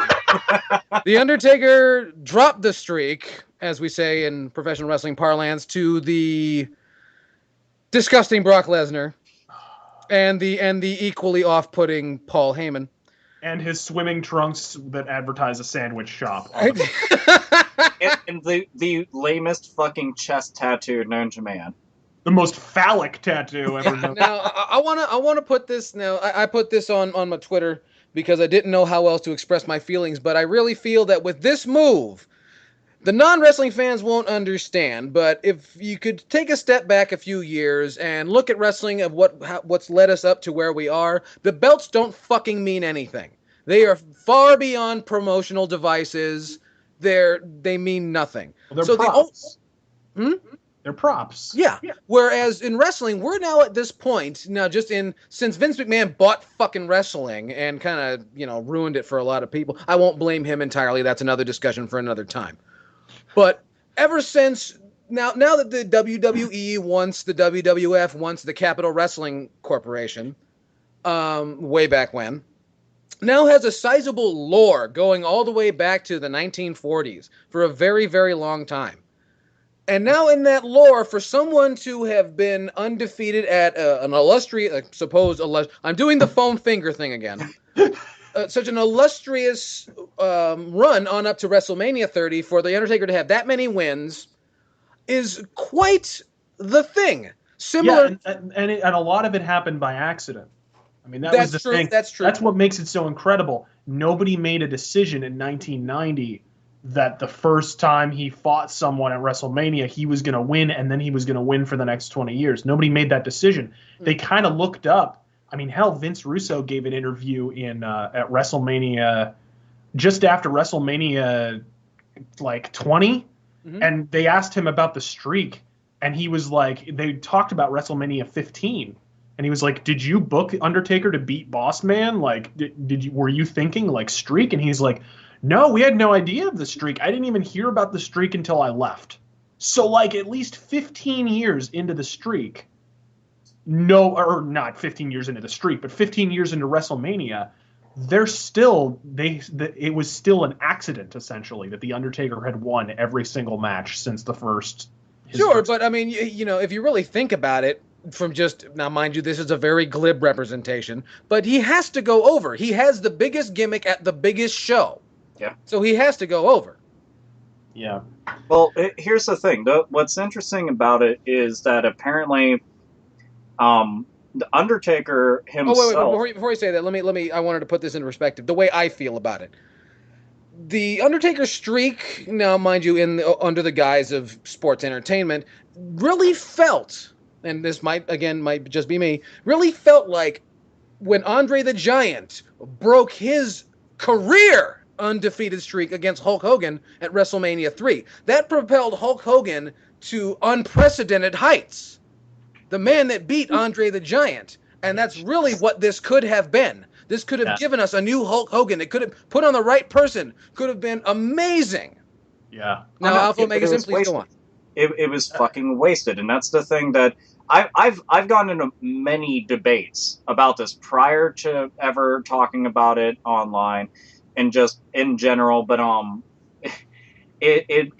there's zero, no, fuck it, there's negative payoff in this match. The match itself, which people were like, well, the match wasn't good because he got a concussion. Well, guess the fuck what? Is this how you want the streak to end? On top of this, you want to put it on a guy. Not only that, but if your dance partner in the company is because he cannot pass the physical fucking exam at MMA now due to health reasons, and this isn't me putting down Brock Lesnar because I'm actually a fan of Brock Lesnar's. Okay, and not that we'll like that. I'm not. Well, the thing is, I'm a fan of him just because of his actual accolades that he's done, and he can actually wrestle, unlike a certain headliner that we won't speak of. Yeah, but the point being is that there's nothing to fucking gain, and people are like, well, the Undertaker chose this. Well, guess the fuck what? The Undertaker doesn't run the fucking company, and I don't give a shit. I'm sorry, the Undertaker can be wrong. The Undertaker has been wrong. The Undertaker's made some big mistakes. The Undertaker thought the motorcycle gimmick was the hottest thing ever. I'm not even talking about that, although I do think that was stupid. Whatever, it kind of worked for the time. It was. I don't know, aligning himself with Kid Rock. Yeah, no, it kind of worked, I guess, even though I personally hated it. But, I'm talking about like when DDP came into the company and Undertaker buried him. And much more importantly, I still remember they had that, they had the stalker thing where DDP was stalking his girlfriend and whatnot. And Undertaker, it was Undertaker and Kane in a cage match against DDP and Kanyon. Now, I remember that. DDP being buried is no big deal because Diamond Dallas Page is a star and always will be. And it doesn't hurt him to lose to The Undertaker. And it didn't hurt him to lose to The Undertaker because he's Diamond Dallas Page. Mm-hmm. But Kanyon, how do you bury this kid who's one of the most talented young prospects in professional wrestling, who Edge got his entire move list from, and you're going to bury this guy? You're going to bury him just because Undertaker has this massive ego and refuses to allow anyone from WCW to go over. Fuck The Undertaker for doing that. That was completely unprofessional. And Kane, you could tell Kane was uncomfortable. He's in this match watching Undertaker throw Kanyon around and throw DDP around because it was the invasion angle and WCW could not go over. And Undertaker couldn't get over the fact that WCW had almost put them out of business. And it was like, Jesus, this kid could be your next star, and you're teabagging him in the middle of this ring. And Kanyon, sure enough, never went anywhere after that. Nope. Never went anywhere at all, and they never capitalized on this kid's incredible talent. So it's not the first mistake Undertaker's made. No, of course not. And when I made my big stink, I got bombarded with virtually the same response. Well, this was Undertaker's decision. I'm like, well, Undertaker, like Alpha Omega said, Undertaker's not a fucking booker. Undertaker has no stake. He's done. He don't have to come back ever. Yeah. Wrestling storylines mean dick to this guy. He's going to coach his kid's fucking football team or whatever, and he's done. Yeah. So no, it made no sense. I think the two ways you had to go. Professional wrestling got to take it in the shorts, and the Undertaker got to retire. Well, the two ways you could only go one of two ways with the ending of the streak. You had to drop it to a really young guy who was up and coming and was really over with the fans, a Daniel Bryan type, or you had to drop it to an established veteran that the fans could respect. And Brock Lesnar is in the middle. He's in no man's land. He's a veteran, but he's not Kane, and he's not Triple H, and he's not The Rock. He also has no incentive to stay. No, and he's got no incentive to stay, and he's not young enough to be the young up-and-comer who's still on the rise. Like, if you wanted to drop it to Brock Lesnar, the time to do it was 2003 or 2004. Correct. You know, when he was still on the rise. This, you lose all the momentum. All of it. You know, you don't wind up giving it to a veteran who can turn around and do it. I don't know if Alpha wants to talk about my idea, but I could talk about it. Like, my idea was to drop it to Kane. Because you have the long-term storyline of Kane and Undertaker. If Kane wins, and obviously you would have to turn him back into the monster before the match, because it has to be that version of Kane that beats the Undertaker. Absolutely. Yeah, because there's no heat either, otherwise. Yeah, he has to put the mask on, which, now that he's put the mask on, how ridiculous is it that they didn't have him beat the Undertaker at WrestleMania? What the fuck? It's like they're calling attention to how stupid they are. You had this long... Go ahead. No, it's fine. Go ahead. When you brought it up, I thought that was a great idea. And that was the thing. Like, I actually was just like, damn, that is a fantastic fucking idea. Out of, like, whatever active guys that they have currently right now, that made the most sense. And it's a shame because Kane's character... I swear they don't know what the fuck they want to do with him. One minute they want to have him as like dark and evil and destroying shit. Then they kind of stop having him do that. Then they stop putting him in storylines. Then he's goofy. Then he's unmasked altogether. Then he's a corporate shill, which ironically kind of worked in a way. A lot of people didn't like it, but the thing is he's actually very good on the mic and has a lot more range than most fucking people give him credit for. But he's best as, the monster. I'm fine with giving a dude, like, different sides to them, but this would have worked the best if The Undertaker was like, no, I'm dropping it this year. You dropped it to a dude that you're not going to get anything out of years down the road. And again, and that's the thing. Kane is, people are going to counter with, Kane is toward the end of his career. And that's true. Within the next 2 to 3 years, Kane will be gone. He's been around for 20 years. People forget that. Yeah. But Kane is in really good shape and has not taken a lot of time off. And he's in good enough shape that if he beats The Undertaker, he can give the rub to any younger guy after that because it turns him into the biggest heel in wrestling. Exactly. And Kane is so talented as a talent, he could play off that. With Brock Lesnar, you have to have Paul Heyman turning Brock into the biggest heel. Like you have to. Can you imagine if the night after WrestleMania, if Kane had taken the streak, now he's feuding with Daniel Bryan. Now on top of that, they actually have fucking history with one another, but that's and still they've got history why they don't bring up. Exactly. And so you turn Kane into the biggest heel in wrestling, and now you've got him feuding with your top star. It elevates Daniel Bryan's profile. And he gives him the rub. So now you've got a legitimate feud that you can really get a lot of mileage out of. The next main event at the next WrestleMania could have been Daniel Bryan versus Kane, and it would have actually worked. Because by then, Kane is the biggest heel in wrestling, and Daniel Bryan's the biggest face. But they threw it all away on... Like, the thing is, like, their booking sometimes, I just want to, like, pull my fucking hair out. Because... They threw this together. You could see, like, from miles away, even, like, with your fucking eyes closed, how goddamn, like, shoehorned the entire fucking matchup was. It made no fucking sense.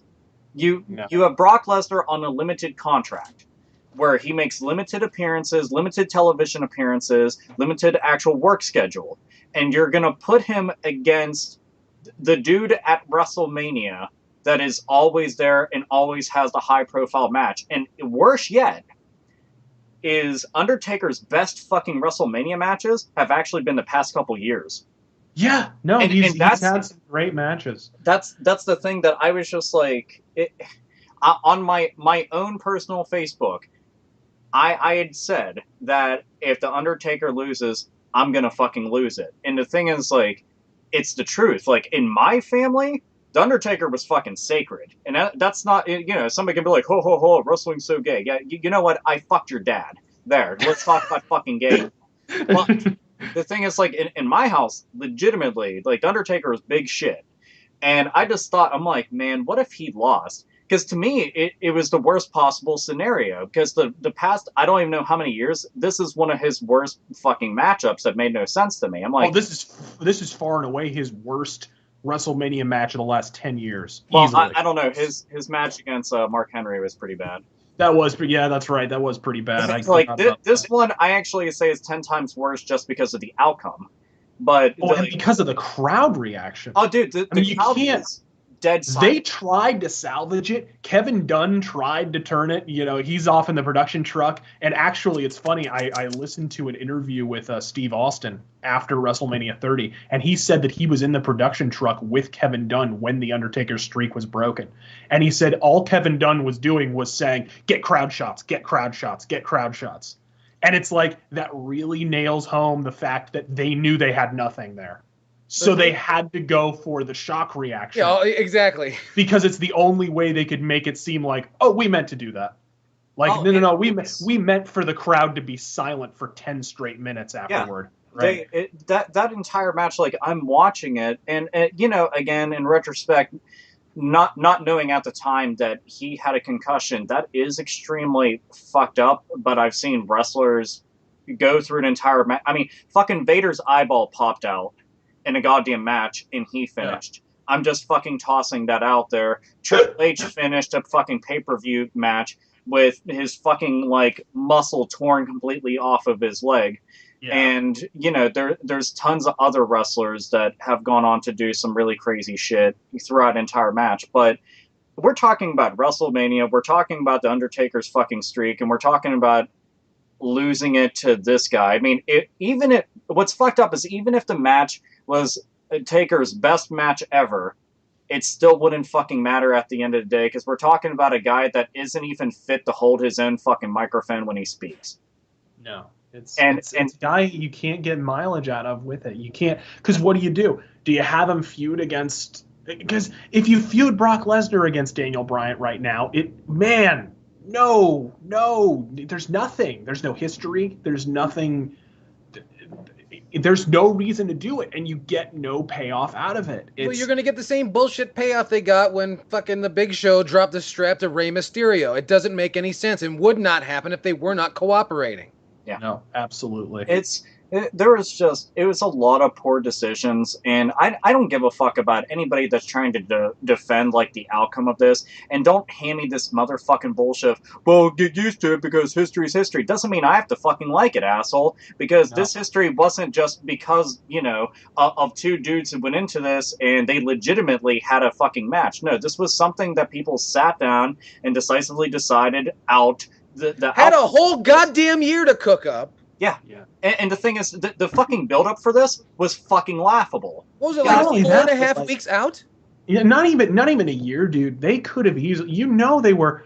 I mean, because we heard rumors for years that Undertaker wanted Brock Lesnar to end the streak. Yeah. We've heard that, and like this has been reported at various places, and it's like, okay, Undertaker, that's nice. Why don't you go sit at home and play with why don't you do that and let the people who know about wrestling, you know? Why don't you just yeah, no. So that whole thing kind of worries me, because, you know, like, if what's worse than if this was just thrown together at the 11th hour is if this was planned long term and it wound up this bad.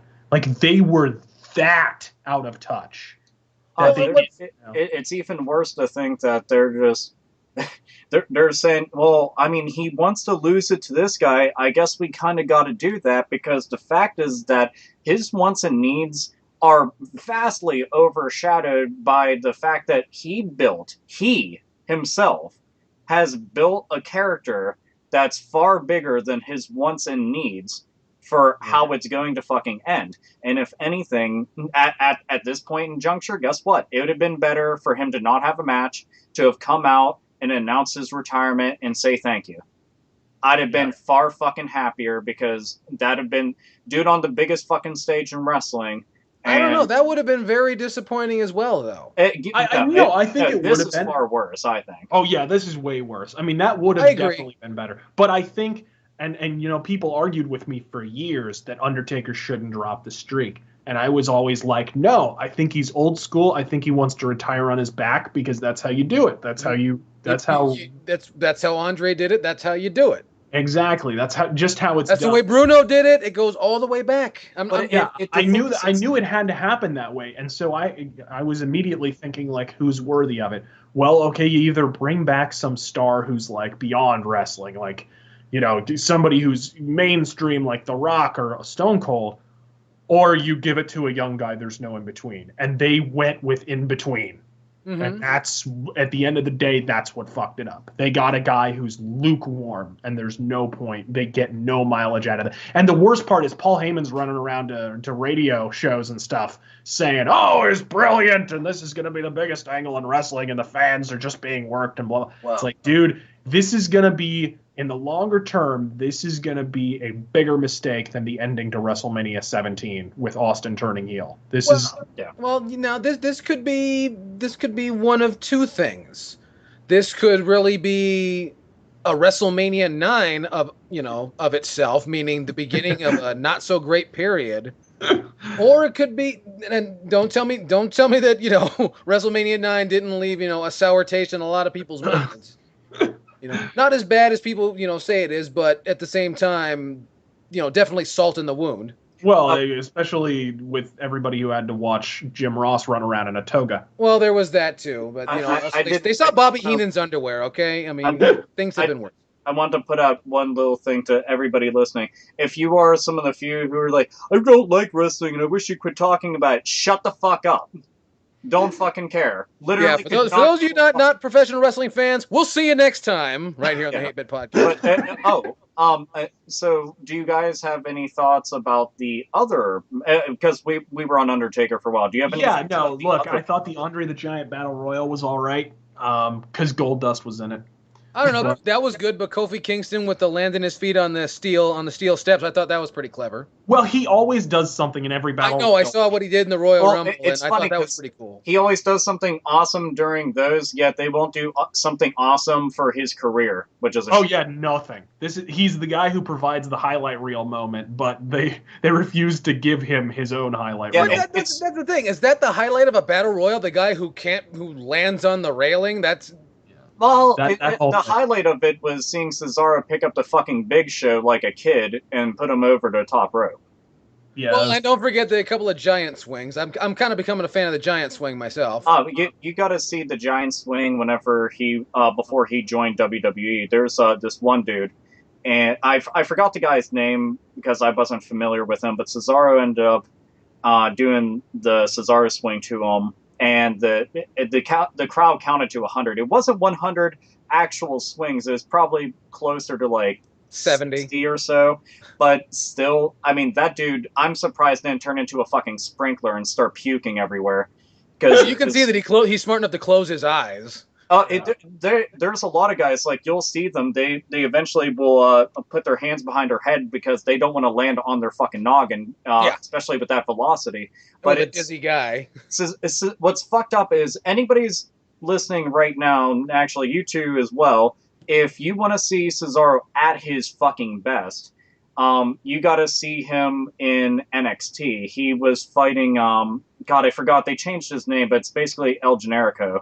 But they had two matches. Fuck, I cannot remember the dude's name now because they fucking changed it. Damn it.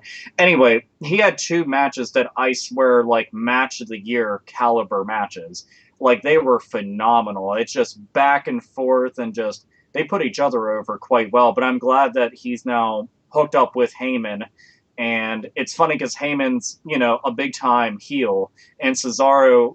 Even in real life. Cesaro's like a big-time face now, and they have them teamed up, and it's such an odd pairing, but it works very, very well, and I think they'll do nothing but great things for him from here on out. That's all. Just saying that. Okay. I was just thinking to myself, I'd like to see more airplane spins. As for the other matches, I thought even though... one of the participants was utterly boring, I thought the Bray Wyatt John Cena one was okay. The finish made no sense, but you still wound up putting over Bray Wyatt without really putting him over. Well, but Dude, see, Bray Wyatt doesn't do anything for me. I don't understand how someone can come from such a rich wrestling history and look and do that. Yeah, I don't know. I don't know. It's- I dig his character a whole lot. I dig how good he is on the mic is the main thing. He 'cause reminds me of fucking Waylon Mercy, you know, just some greasy guy from the South. I don't understand how that's a gimmick. I think it works better than Waylon Mercy just because he's better on the mic. And that's the main thing. There's so few younger guys who can actually talk on the mic. He's talking all off the top of his head. And Yeah. I've actually put him more akin to Charles Manson. And somebody might be like, "Oh, that's kind of weird," but if you really look at the two, I swear that's what they based him off of. No, it's kind of a Jim Jones kind of a thing. He's definitely like he's a unique gimmick. He could be a fat Unabomber.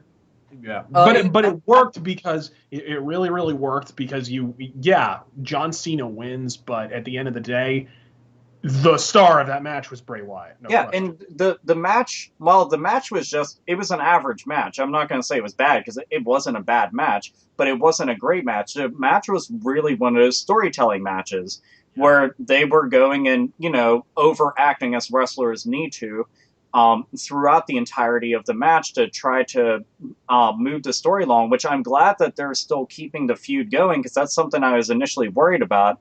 Was man, they're going to stop this after WrestleMania and have each dude move on, but they're not. And I don't know. I just liked a lot of shit. Like it reminded me of Batman and Joker with Batman being John Cena obviously and Joker being Bray Wyatt, but Bray Wyatt just wanted to push John Cena over that edge, which everybody wants to fucking see because Jesus Christ, we're sick of his fucking stale goddamn shit. And it was cool to see it in the ring and see him, be like, "Go on, hit me. Here's a chair. Just fucking crack me across the face. Go buck wild and just fucking hit me over and over again until I'm bleeding everywhere," which we didn't get, unfortunately, but would have been awesome. But yeah. I don't know. I like the match just for what it was. But I thought it was all right, and then I do have to say, like, the worst booking decision I've ever seen beyond Undertaker losing the streak was having a all-female battle royal immediately after the streak was done. Dude, even though that one chick's top came off, could not save the match. The thing is with that, it's there's one thing that a lot of people always kind of forget about, and that's a lot of those wrestlers get an actual WrestleMania bonus check, and this is their easiest way to make sure everybody gets it. We had the Battle Royal, and then we had all the female fucking chicks. I refuse to call them divas, by the way, because they're fucking wrestlers. But you really can't call them lady wrestlers either. Some of them. We keep on calling them wrestlers or sports entertainers, but no, I actually have common fucking sense. So the fact that they put them all in the ring at once, 3/4 of those chicks cannot fucking wrestle at all. At all. Yeah. And every time that they were trying to hit a spot at all, it just turned into a goddamn wreck because they weren't used to having that many of them in the ring at once, and most of them aren't even used to performing those fucking maneuvers. And I'm just glad it didn't last long. Yeah. No, but it was during that match that you realized just how much the streak ending had failed. Yeah. Because it was like because the whole point of having the Divas match on that, and I know exactly what their thinking was when they booked the ending of the streak and then the Divas match right after it, was that the crowd was going to be so emotionally invested that you had to have a match where they came down emotionally. But instead of getting a hot crowd that gradually calmed down during the Divas match, you got a crowd that was already dead, flatlined. Yep. And they somehow found a sub-basement below flatline during that Divas match. They found the dungeon of doom. Yeah, and so Daniel Bryan and Randy Orton and Batista had to work their asses off to get the crowd back. And the fact that towards the end they actually started to get the crowd back says something about how talented the three of those guys are. But still, like, the fact that during that match the crowd was just completely dead and was never like hot or mad to begin with, and wasn't, they weren't throwing things or anything. They did not get the reaction they were looking for out of Brock Lesnar. You know what match actually made me? The one match out of anything that happened that I felt like legitimately bad for was the 3-on-3 match between New Age Outlaws, Kane, and The Shield, and that's Yeah, it was What like a a fucking 5-second boring match. piece of shit squash. dude. Oh, it man. just like that match should have just been so much more, and they were like, "Hurried up, hit your spots, get out." Yeah, there was like an angle with it and shit, and then they were out in like what 4.5 minutes. Yeah, it was done so fucking quick, and the thing is, like, I know Chaos hates the Shield and stuff and doesn't give a shit about them, but I'm actually quite a fan of all the dudes individually, let alone as like one big cohesive unit. And they've You actually mean the been, sleeper champion Dean Ambrose? well, I don't know why the fuck. I swear to God, that belt means nothing now. But the thing is that those guys deserved a big, high-profile match. As a matter of fact, if you saw any of the matches that they had against the Wyatts, every time that they were in the ring together, they were hitting like tons of unique moves and doing shit you hadn't seen before. And then they couldn't have that. And then they paired them up with guys that weren't a good match. And it was just bam, bam, boom, get the fuck out. And it was such a waste. Like, that should have been their WrestleMania moment, and they didn't get to have that. And it fucking sucked for me. No, and you know that happened to Cody Rhodes at last year's WrestleMania. Yeah. It happened, and it's been happening to a lot of guys. There are these young, and this is one of the reasons they can't build big stars. And you know what Cody Rhodes was bumped for last year? This is just fucking a ridiculous story. He was bumped because Puff Daddy went long. That's why. Huh? Because they had to have a Puff Daddy singing segment on WrestleMania, and so Cody Rhodes, the young star that you need to be building, he gets nothing at WrestleMania that year. They bumped And you him. know what? That's something I'll say that I'm kind of glad that they avoided, was having all the fucking would-be celebrities show up that have no place there. And I know that WrestleMania has had that as a tradition for a long time. Bring back Bob Uecker. Fuck that. Fuck all those celebrities. I'd rather them save the money, keep those fucking assholes out of it, and buy just some focus fucking on, wrestlers. yeah, focus on fucking matches. And this year they had one of the things I actually wanted to bring up was I like that they had live bands playing some of the intros. I thought that was very cool because I enjoy when they do that, because some of the entrance theme songs they have for the wrestlers are really good. And then getting to see the people that actually made those play it live is kind of neat for anybody that's a fan of those songs. And I was just happy to see that happen again. Oh, and also Bray Wyatt definitely had like the coolest entrance. Just tossing it out there. Well, And then it got real quiet. They were like, nope, disagree. no, because I mean we have to keep talking about the main event, and really, I didn't care for the way the main event ended, because I mean I only saw patches of the match, and it seems like all the patches I saw had fucking Batista in it, which may as well have been two guys sitting on a fucking park bench. I think Batista did a pretty good job of staying the fuck out of the ring most of the time. But that's all he ever does in a triple threat match. Don't pretend like this is something new. No, it was pretty much a Randy Orton, Daniel Bryan match, which is good because both of them can work, and it was all right. I didn't think it was amazing, but it would have meant something if he had beaten Randy Orton, but he bitch ass Batista, who's been around for like an hour. Yeah, but as triple threat matches go, I mean, triple threat matches are generally not good. I mean, it's really hard, like from a psychology standpoint, to keep things interesting. And they actually managed to pretty much do that, even though... They work best with the heavy angle, I know. I mean, the fact that, literally, it was a ring filled with Johnny Boots and Trunks. Like, I could not have cared less, right? There's no gimmicks. There's nothing. It's just three guys in black panties wrestling each other. I could not have cared less. But... it was a well-worked match. It was all right. It accomplished what they were setting out to do, but I just think in the long term it was a bad move because... it was a total shoehorn victory. It was a testament to the fact that the internet won. It got what it wanted. Yeah, it feels like in the longer run, they're probably going to have to now spend the next year just trying to get someone who feels like a legitimate threat for Daniel Bryan. I think they're going to spend the next year at least trying to dig their way out of this hole. Yeah, to gain back some credibility, and I think that's... They're going to take the belt off of him. Like, they're going to just find a way to not even have him, like, legitimately defeated. They're just going to have the belt taken from him. Well, yeah, because in the immortal words of Motorhead, the chase is better than the fucking catch. So sure. you got to. He's ultimately better in a chase role right now, and that's the problem. If he had lost at WrestleMania, he's still chasing. You give him the belt at whatever they have in place of Backlash now, and then because you've kind of built that audience, you kind of in the longer run have more longevity out of it. This way, they had one really big pop, and everybody came, and that's fine. But it's like after that, there's going to be it's going to subside. And I haven't looked at the ratings, but I'm sure they've fallen off quite a bit since WrestleMania. Dude, there's actually one thing that I fancied the idea of, and I swear if they ran with this idea, I'd be so fucking behind it.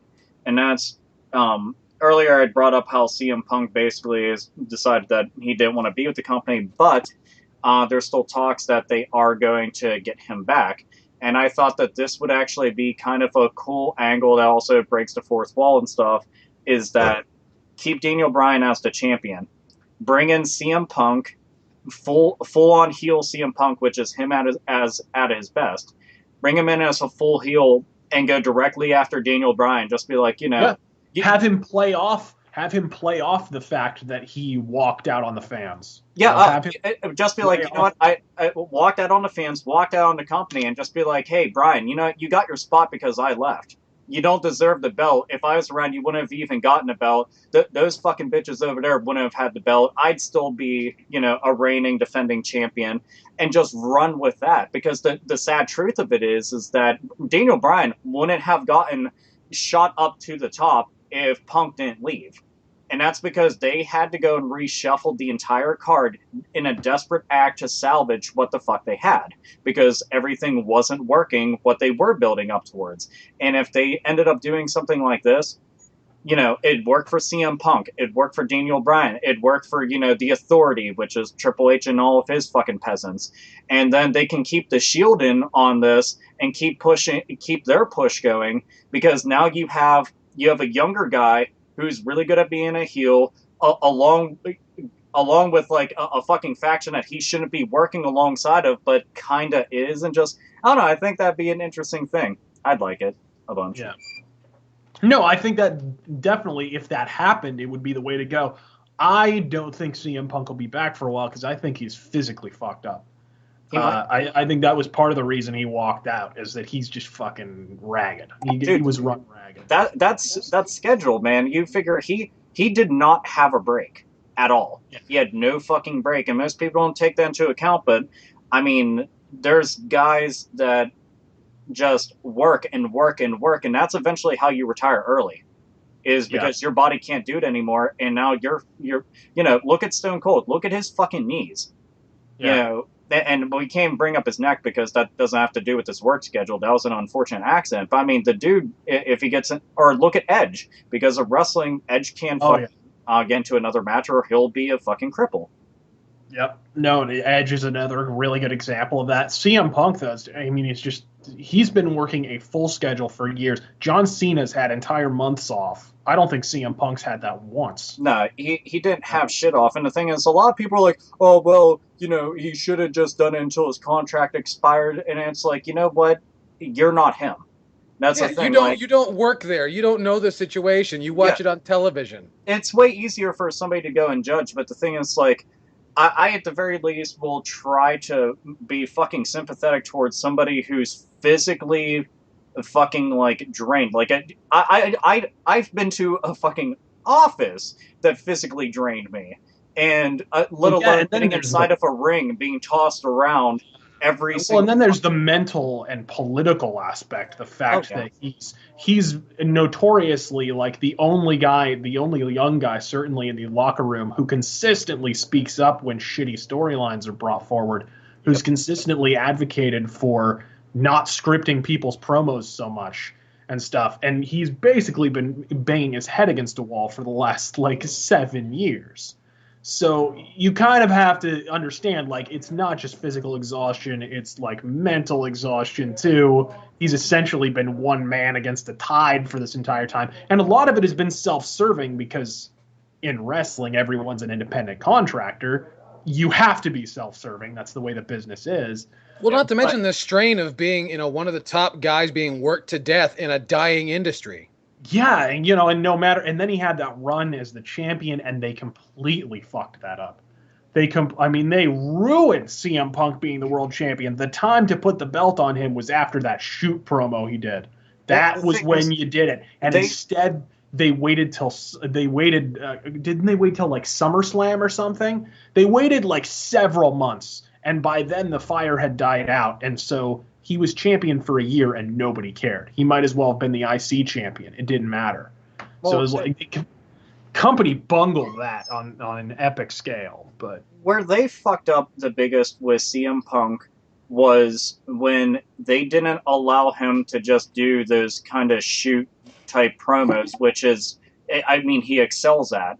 And on top of that, they turned him heel, and they made him a chicken shit heel. They didn't make him like a good heel, like a good spin on heel, which he could have pulled off. They made him a chicken shit heel, and it just did not work. He was running away from people, and it just left a bad taste in people's mouths. And as you know, there's only one Shawn Michaels. It didn't match up with what they built CM Punk to be. They pulled a complete 180 of, okay, he's this. Oh, now he's this. Like, I was a fan of him when he did the whole straight edge society thing, because I think he's really good as a bad guy. And especially, like, one with a Messiah complex. I thought it was fucking amazing. Most people were like, I fucking hate him. And I'm like, exactly. You hate him. Not, I don't give a shit about him, but you hate him. And I thought that was really cool. And then when they had him, like, cut the infamous promo that he got really known for, that was something that helped a lot of people get back into wrestling, get interested in it again, in current, like, WWE programming and current WWE rosters. And, and what did they do? They squandered that by going and giving him, typical generic fucking scripts for him to go and read and go and do this. And it just... It's fucking stupid. It's like... and he's walking out in the ring, cutting promos with who? Like with John Cena or like John Morrison before he left. Like people who cannot talk on the mic. R-Truth. Just bad promo cutters and generic. There's no one for him to play off of. It just didn't work at all on any level. Not at all. And then they, like I said, they just waited way too late to make him the champion, and it was completely wasted. Him being the champion for a year, nobody gave a shit. Nobody. It was pathetic. So, I don't know. We should probably talk about the next fucking thing. Oh yeah. Chaos, do you like that idea? He's dead. We killed... No, I'm not dead. How dare you assume such things? I'm as virile as I ever was, which is actually probably more the problem. Something I do want to say about WrestleMania 30, a lot of people will insist that it was the end of an era, which is true in its own way. Some people will insist it's the beginning of an era. This, to me, at least in my estimation, seemed to be the first WrestleMania that really seemed to be under the control of Stephanie and Triple H. And if this is what they're going to show, this was their coming out party, it seemed.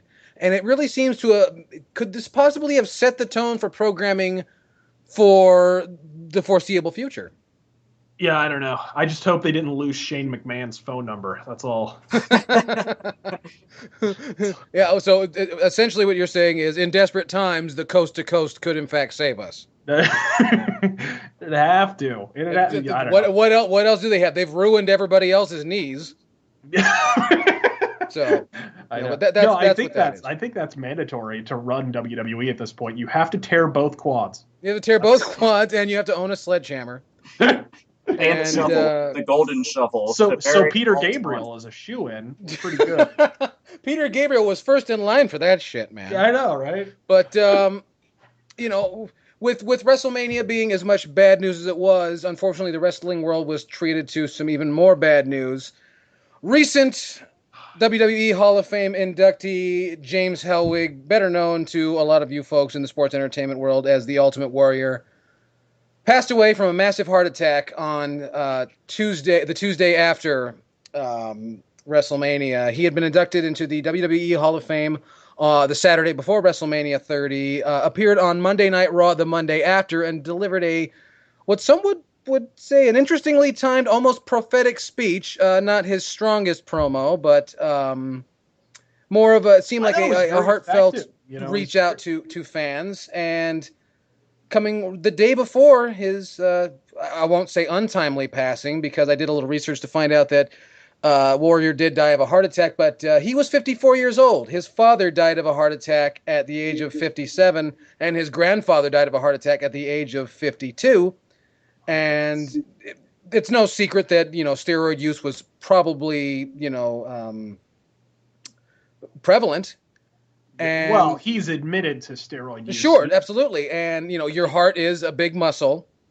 Yeah, but I mean, that's the thing, though. There was no evidence of an enlarged heart or anything. Sure, like of course not. But he did have a predisposition, with, obviously. With steroid use. It looks like he just died from congenital heart disease, unfortunately. Mm-hmm. But, I mean, my God, the timing. Awe-inspiring. I mean, it was mere hours after I had heard the speech he gave. Yeah, I mean, and it was right down the road from... It happened right down the road from me. If I had been home, I probably could have heard the sirens. Probably. I mean, yeah, it was right there. But it was just incredible. I'm literally still in shock, and it's been like a week and a half later. Like it's just, it has still not sunk in, because it was just, he's right on Raw. He's at the Hall of Fame.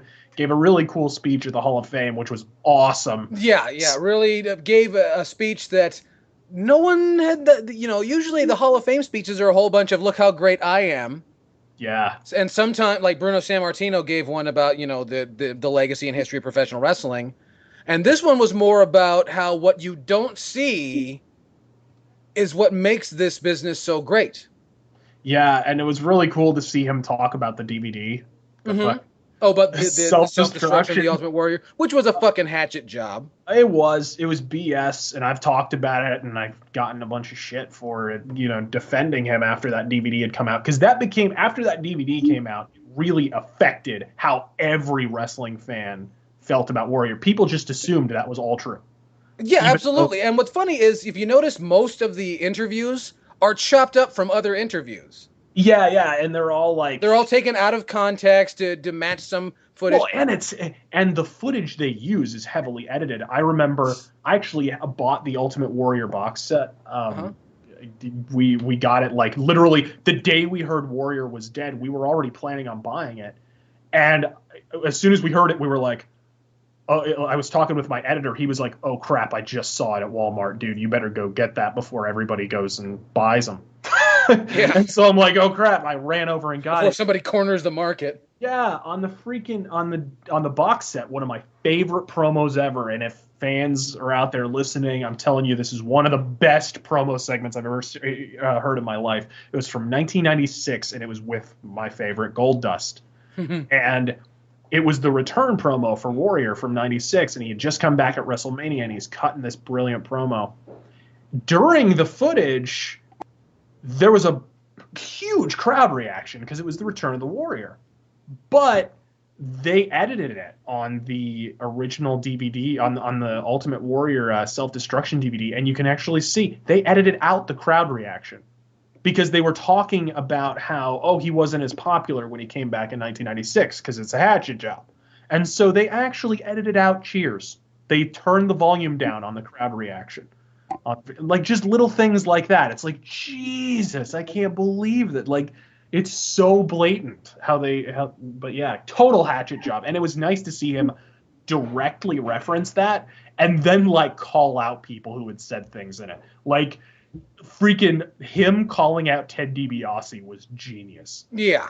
He called out, he was like, what is Ted here? Is Ted DiBiase here? He's like, and he calls him out, and Ted DiBiase looked so uncomfortable. Like it was really funny that all that happened, but it's just weird, 2 days later. What the fuck? It's the timing is just eerie, absolutely. The timing's eerie, but man, it made me happy to see him at least take like center stage at least one last time before dying, instead of just it randomly happening. Yeah, and he got the accolades that he deserved. He was put in the upper stratosphere, in the upper echelons of the history of wrestling, where he belongs, alongside people like Hogan and Andre. He belongs there because they're his contemporaries and they were his peers. And he was as big, if not bigger than them, in his prime. There's no question. Absolutely. So it's really good that finally the history book on that has been rewritten. He's not a flash in the pan. He came back several times, and he was just as popular when he showed up in WCW, when he showed up in WWF in '96, and when he showed up again in '92. You know, it just there was so much rewriting. It was nice to finally have the record, you know, completely set straight, basically. And he's such an eloquent speaker anyways. It was really interesting to hear his take on those events, and he actually handled it with quite a bit of grace. He could have turned it into a shoot.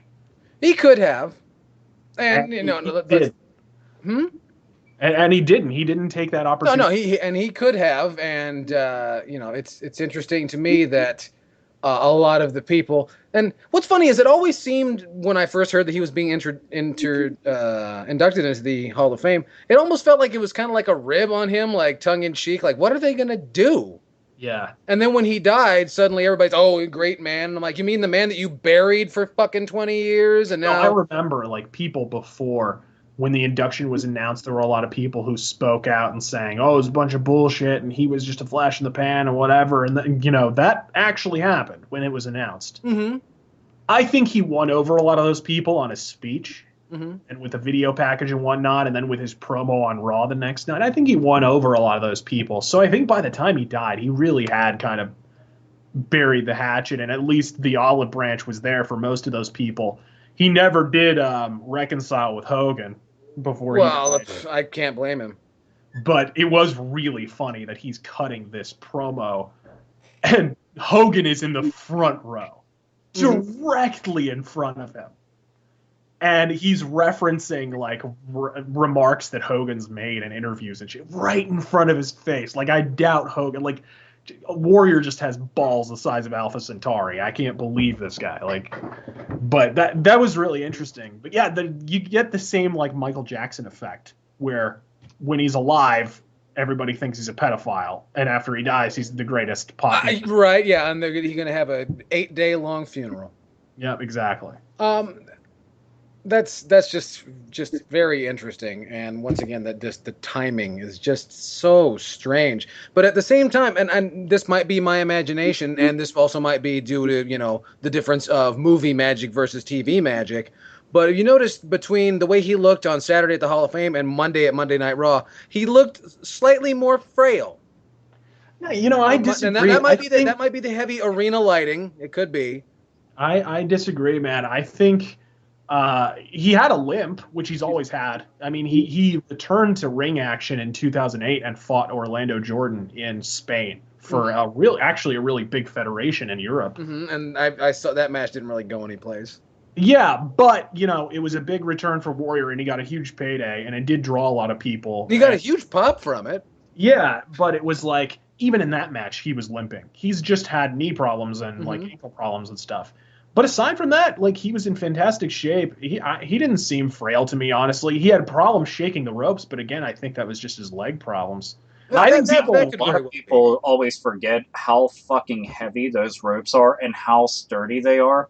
Because you figure they're supposed to take a 300 to 500 pound man running at 10 miles per hour into those ropes, like, hundreds and hundreds of times. Well, he's also wearing a suit with a big fat overcoat on too, so there's that. Well, yeah, and he has to. And he's 54 years old. He's 54 years old with numerous knee surgeries and bicep surgeries and stuff, and he has to like crouch down in order to pull the ropes, and it's not going to happen, But he did his best, whatever. And that's why he said in that speech, like, no, I'm never coming back to the ring because I just disappoint people.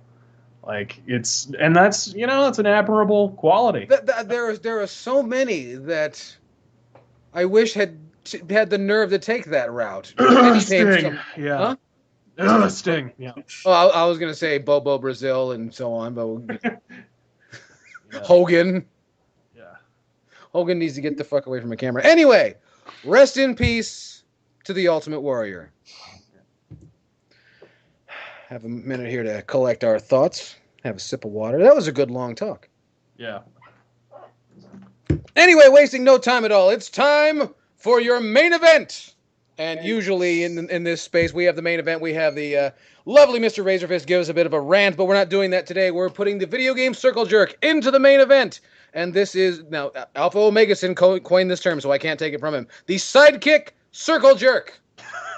You get all your sidekicks in a row, and then they do things to you. Now, Alpha Omegason, you brought this up because of an article on IGN.com? Well, I actually, quite a while ago, was going to make a video about it, and then, like many other things I intend on doing, I don't get around to it. And then I saw IGN made an article on it, and I didn't like half their choices, so I thought we would talk about it. All right, well, then it's time for us to rattle off our very favorite video game sidekicks. And Alpha Omegason, since you brought this up, what's clawing at you? Who do you have to tell us all about? I've got a lot, but I'll go and rattle off one off the top of my head because I just thought he was probably one of the best parts of the game, and that's one of my favorite Suda51 game, and that's Shadows of the Damned, and that's throughout the game when you're running around, your gun, which transforms into all types of shit, is actually alive, and its name is Johnson. And he also turns into a gigantic fucking big boner gun, which is hilarious because his name is Johnson. Haha, dick jokes. Look at that. We got to have 2 dick jokes going. So, I pick him just because, like, he literally was just a sarcastic asshole throughout the entirety of it. He always made fun of the main character because he, while as a badass, isn't exactly the brightest crayon inside of the package. And just had nothing but smart remarks to make the entire time. And while the game would normally be viewed as very, very dark and moody and shit, he kept it from being that way, and I like that. So there's, yeah, I don't know, he's funny. I like that. And he was a skull and a gun. A skull gun that made me laugh. What's not the fucking love? So yeah, Johnson. No more tears. Why? In a game where you wind up climbing all over a naked woman's body.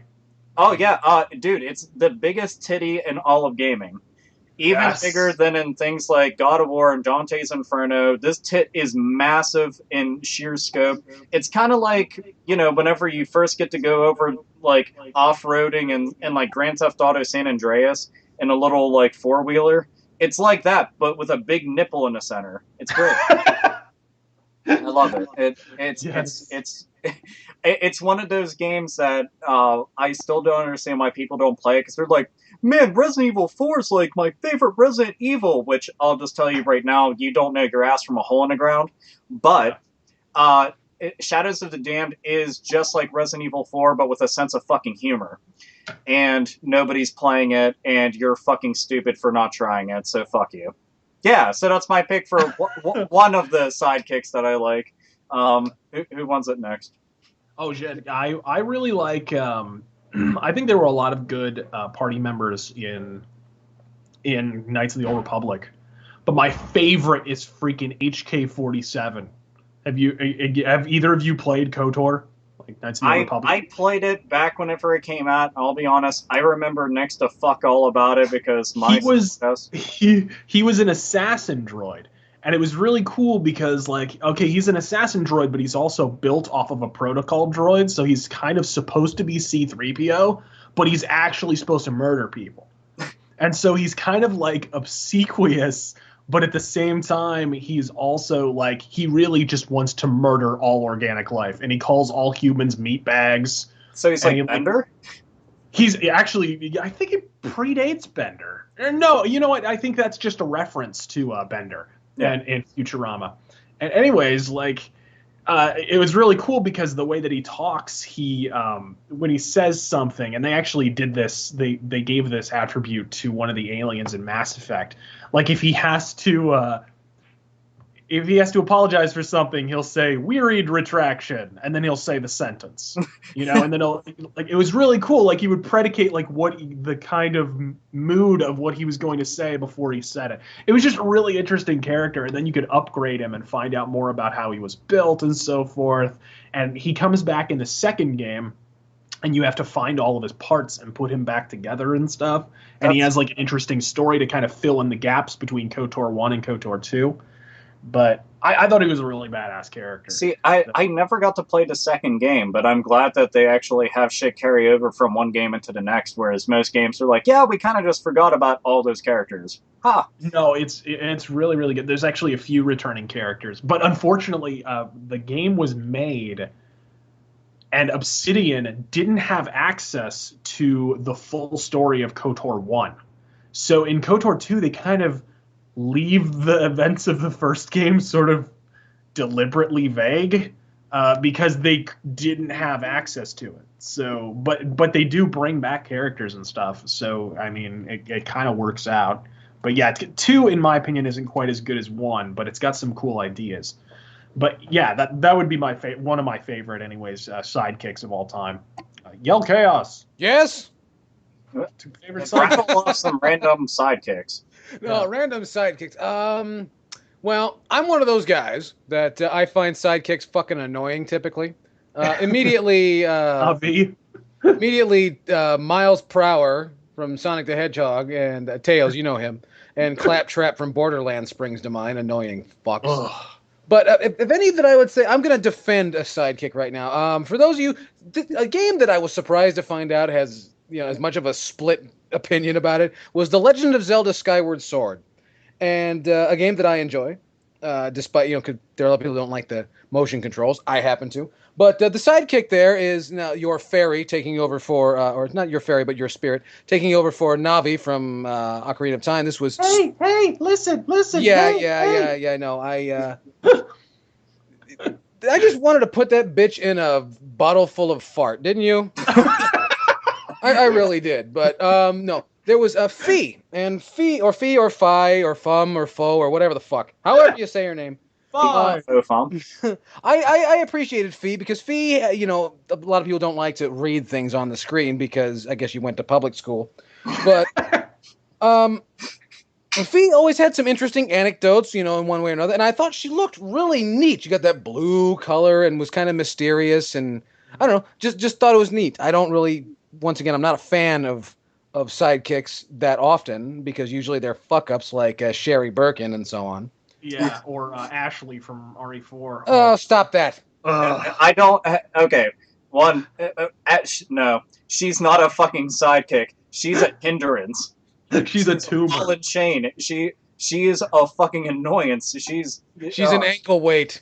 Yeah, she's absolutely fucking terrible. She's the concrete shoes. It's more awful that they can put a fucking big busty chick in a skimpy outfit and I still want to stab their goddamn fucking face in and never with my dick. That right there says something. It's just... Yeah, it's really bad in RE5 when they turned her skin brown, gave her a gun, and she was just as useless. Oh, and there, it's kind of funny because that the article that we got to bring up where this was essentially stemmed from, people brought up Sheva in that, and I kind of just want to put my fist through the internet and directly into their face because I'm like, you motherfuckers have been doing nothing but saying how much you hated her. Now suddenly you want to bring her up as an example. If anything, you should be an example and fucking drag naked through the fucking streets. No, she was free, dude. She's always using all your health sprays and like Jesus. Yeah, that's one of the things. Like, anytime I played that fucking game, I literally had to keep going to my inventory and taking everything off that bitch. I was the biggest fucking Indian giver possible. I'm like, no. You can't have this anymore. You're just gonna fucking use it. Here, have handgun bullets. I don't fucking need them. You're an idiot. But actually, here.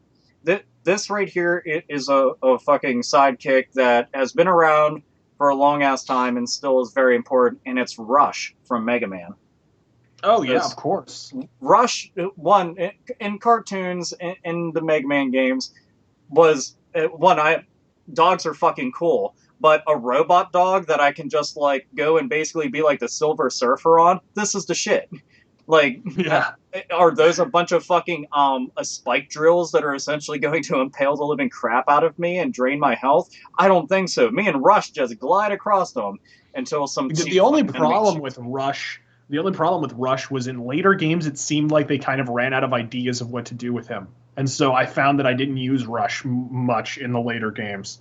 But they did still manage to put him in there despite being useless now. Yeah, he was increasingly useless. Like in 2 and 3 and 4, maybe he was still really useful. By like 5 and 6, I don't know. Rush was just kind of, oh yeah, he's here if you want to use him. Yeah, he's pretty much a backup. But I mean, they had started giving Mega Man so many new fucking abilities, and the level layout had changed so fucking drastically. To I think they just made the levels so easy that it was like in 2 and 3, they made parts of levels so that you could only complete them with Rush. Yeah. Like there were parts that you had to use him on. Later on in the series, they got all those Capcom got complaints about how hard the earlier games are. And so they made him so much easier. So I think that's why Rush turned into a fucking appendage. Which sucks, but I mean, I always thought it was more intelligent level design within games. Whenever they gave you something like, equipment or abilities or, what the fuck have you, and it was something that you needed throughout the entirety of the game at certain parts of it, instead of, we give this to you, you use it once, and that's it. And that just, to me, is like lazy game design 101. And apparently very lazy fucking gamers that don't want to learn the fucking actual layout of a level and get good at it, but, what the fuck can you do to a bunch of crying fucking simps? Yeah, no, exactly. But I would throw... I don't know. There were several sidekicks in gaming that I dug, but I don't know.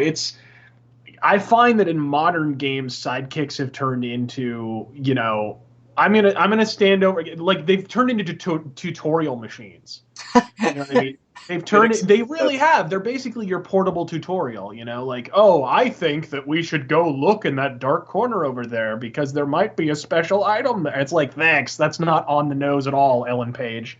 Like fucking, I don't know. Last of Us, especially, I really hated the companion AI in Last of Us.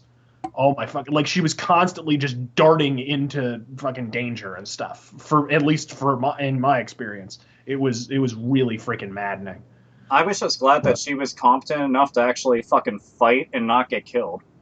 Yeah. I liked speaking of sidekicks, I liked some of the companions in Fallout, in the newer Fallout games, in Fallout 3 and 4. I really liked the giant super mutant guy that you found in Fallout 3, and he was voiced by Garrett. I was going to fucking name him, and what's his name? I cannot remember for the Fox. Fox, I think, was his name, something like that. But he was freaking awesome, and his voice actor is the voice of Garrett, in the actual voice of Garrett, the original Garrett in Thief. And then I really dug the chick who unfortunately was voiced by Felicia Day, I found out, from Fallout New Vegas, the Brotherhood chick, who has a giant metal fist that she punches people with, which was awesome. Did it have? But I dug those characters a lot. But, I really liked how Fallout New Vegas, for all of its myriad problems, which I itemized in my own review of that, speaking of shameless plugs, I dug how they handled the companion system in that game, and how they expanded it, and you could, you had more settings and stuff, and you could tell them what to do, like strategy-wise and whatnot. I thought that was a cool progression from Fallout 3. See, I think that's something important that all games should have. If you're going to have somebody that runs around with you throughout the game, you should have a very good amount of control over them. And that's actually, here, one of the ones, even though you didn't have a lot of control over him, was actually like super important to getting through the entire game. And it was the dog from Haunting Ground, Huey. Like, I loved him because, like, to begin with, I don't know, in any game, if you have, like, an animal character that runs around with you, I always became, like, real attached to them, because just like when I had a dog, I was just like, man, it'd be so cool to go on an adventure and kick ass with my dog and stuff, man's best friend. And Huey, you needed Huey. Huey would distract enemies, attack enemies, would defend you, and basically was your best friend in a world that was trying to fucking destroy you. Like, you couldn't defend yourself very well, so you needed this animal. And luckily the AI for him wasn't retarded, because if it was, I would have fucking chucked the game at a wall. If it was retarded, he would have been fucking Tricky from Star Fox Adventures. That's what it would have been. Hey, Fox, look at this! Look at this! Oh my God, he was like Navi and the retarded cousin of the dog from Haunting Ground. He was just, oh my God, what an annoying character. Like, that was the worst part about that game. If that game had just not had him in it, like, holy fuck, it would have been decent. It would have been like... Actually, Star Fox speaking of Zelda. Star Fox, I guess we could go and throw out annoying companions. We could throw in Slippy. I mean, that's one of the most fucking famous ones, but Slippy was useless as fuck, had an annoying voice, and had, like, the stupidest fucking dialogue known to man. Now, keep in mind... I'm going to have to balk at that. You clearly never played Star Fox Command. We're not talking about original Slippy. We're not talking about Super Nintendo Slippy. Because it was on 64 where he let's just say it, he got a vagina on 64. He just flat out had a penisectomy. Keep in mind, that's the one that I played the most, too.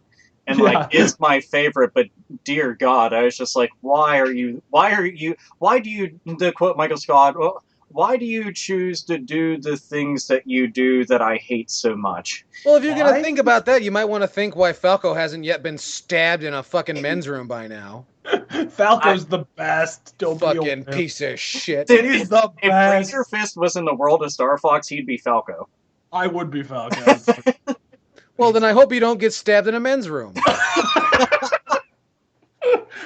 Well, that's no problem. This baby can Chaos, take temperatures of up to 9,000 degrees. Actually, one of my favorite things is they take the quote of that exactly, and there's like a crying baby that somebody put inside of a microwave. They didn't actually cook it. They just put the baby like in the microwave and then had that caption below it, and I couldn't stop laughing. Holy fuck! Oh, that's horrifying. But Mr. Chaos, before I get the fucking national security called on me, what's some other random sidekicks that you fancy? I don't know. I'm still thinking about stabbing Falco in a fucking men's room. Pretty smooth flying, Fox.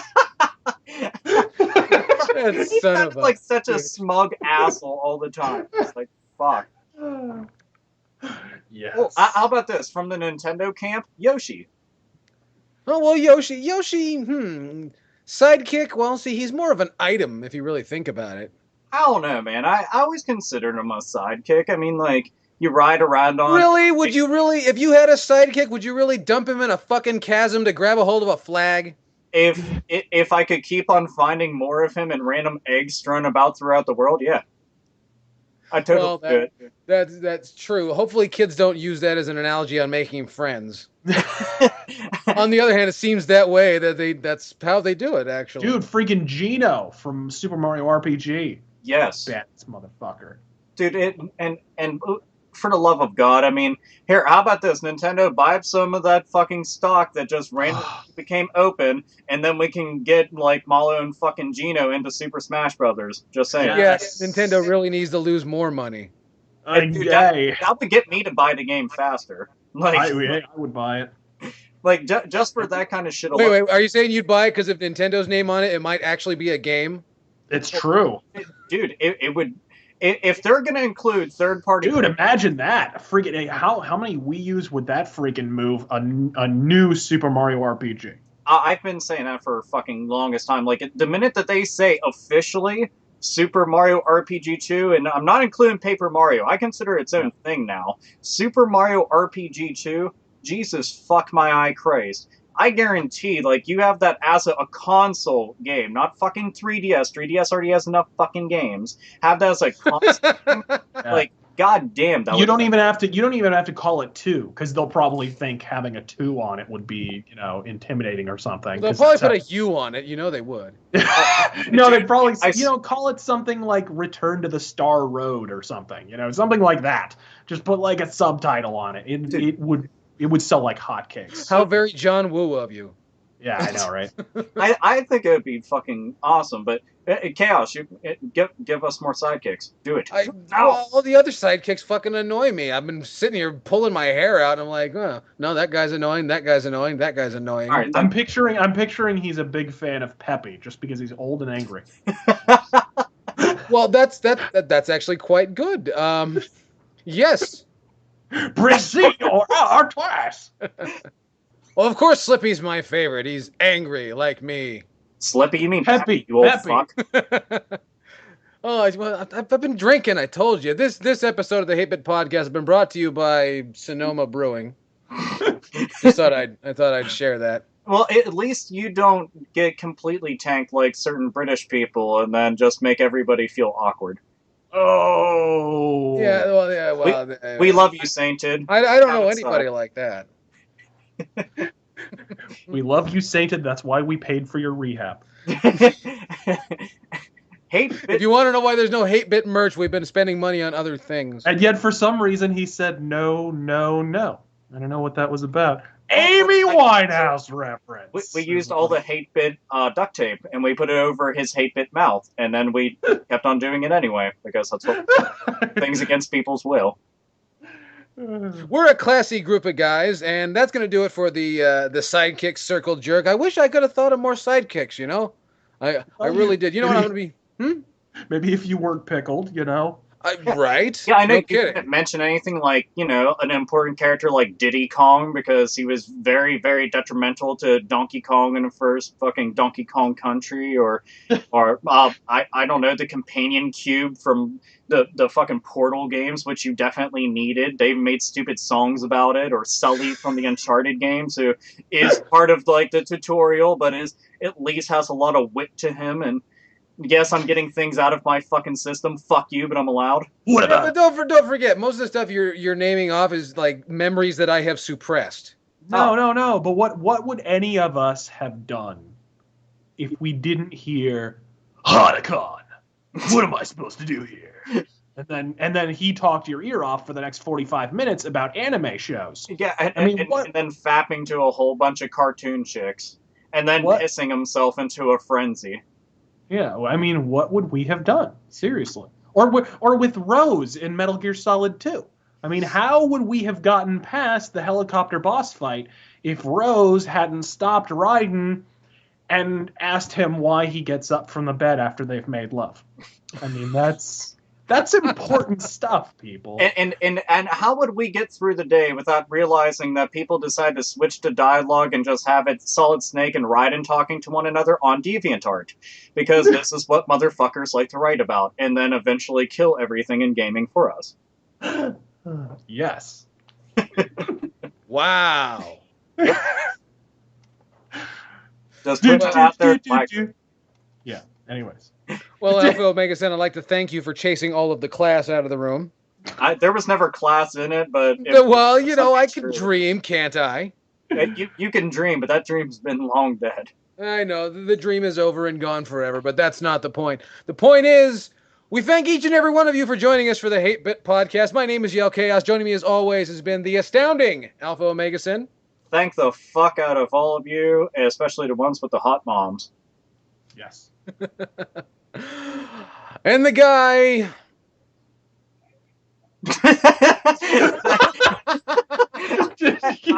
Try that again. Become a wrestler. Did your brain just like take a detour to alcohol land? No, you'd think that would be simple enough. I was actually going to make you look good and make you sound like shit at the same time, and it didn't work.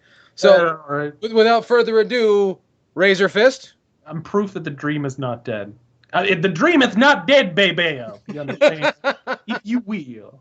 Just so you know, he is wearing polka dot spandex right now and a sweatband. So yeah, there's a hot little black lady right next to me.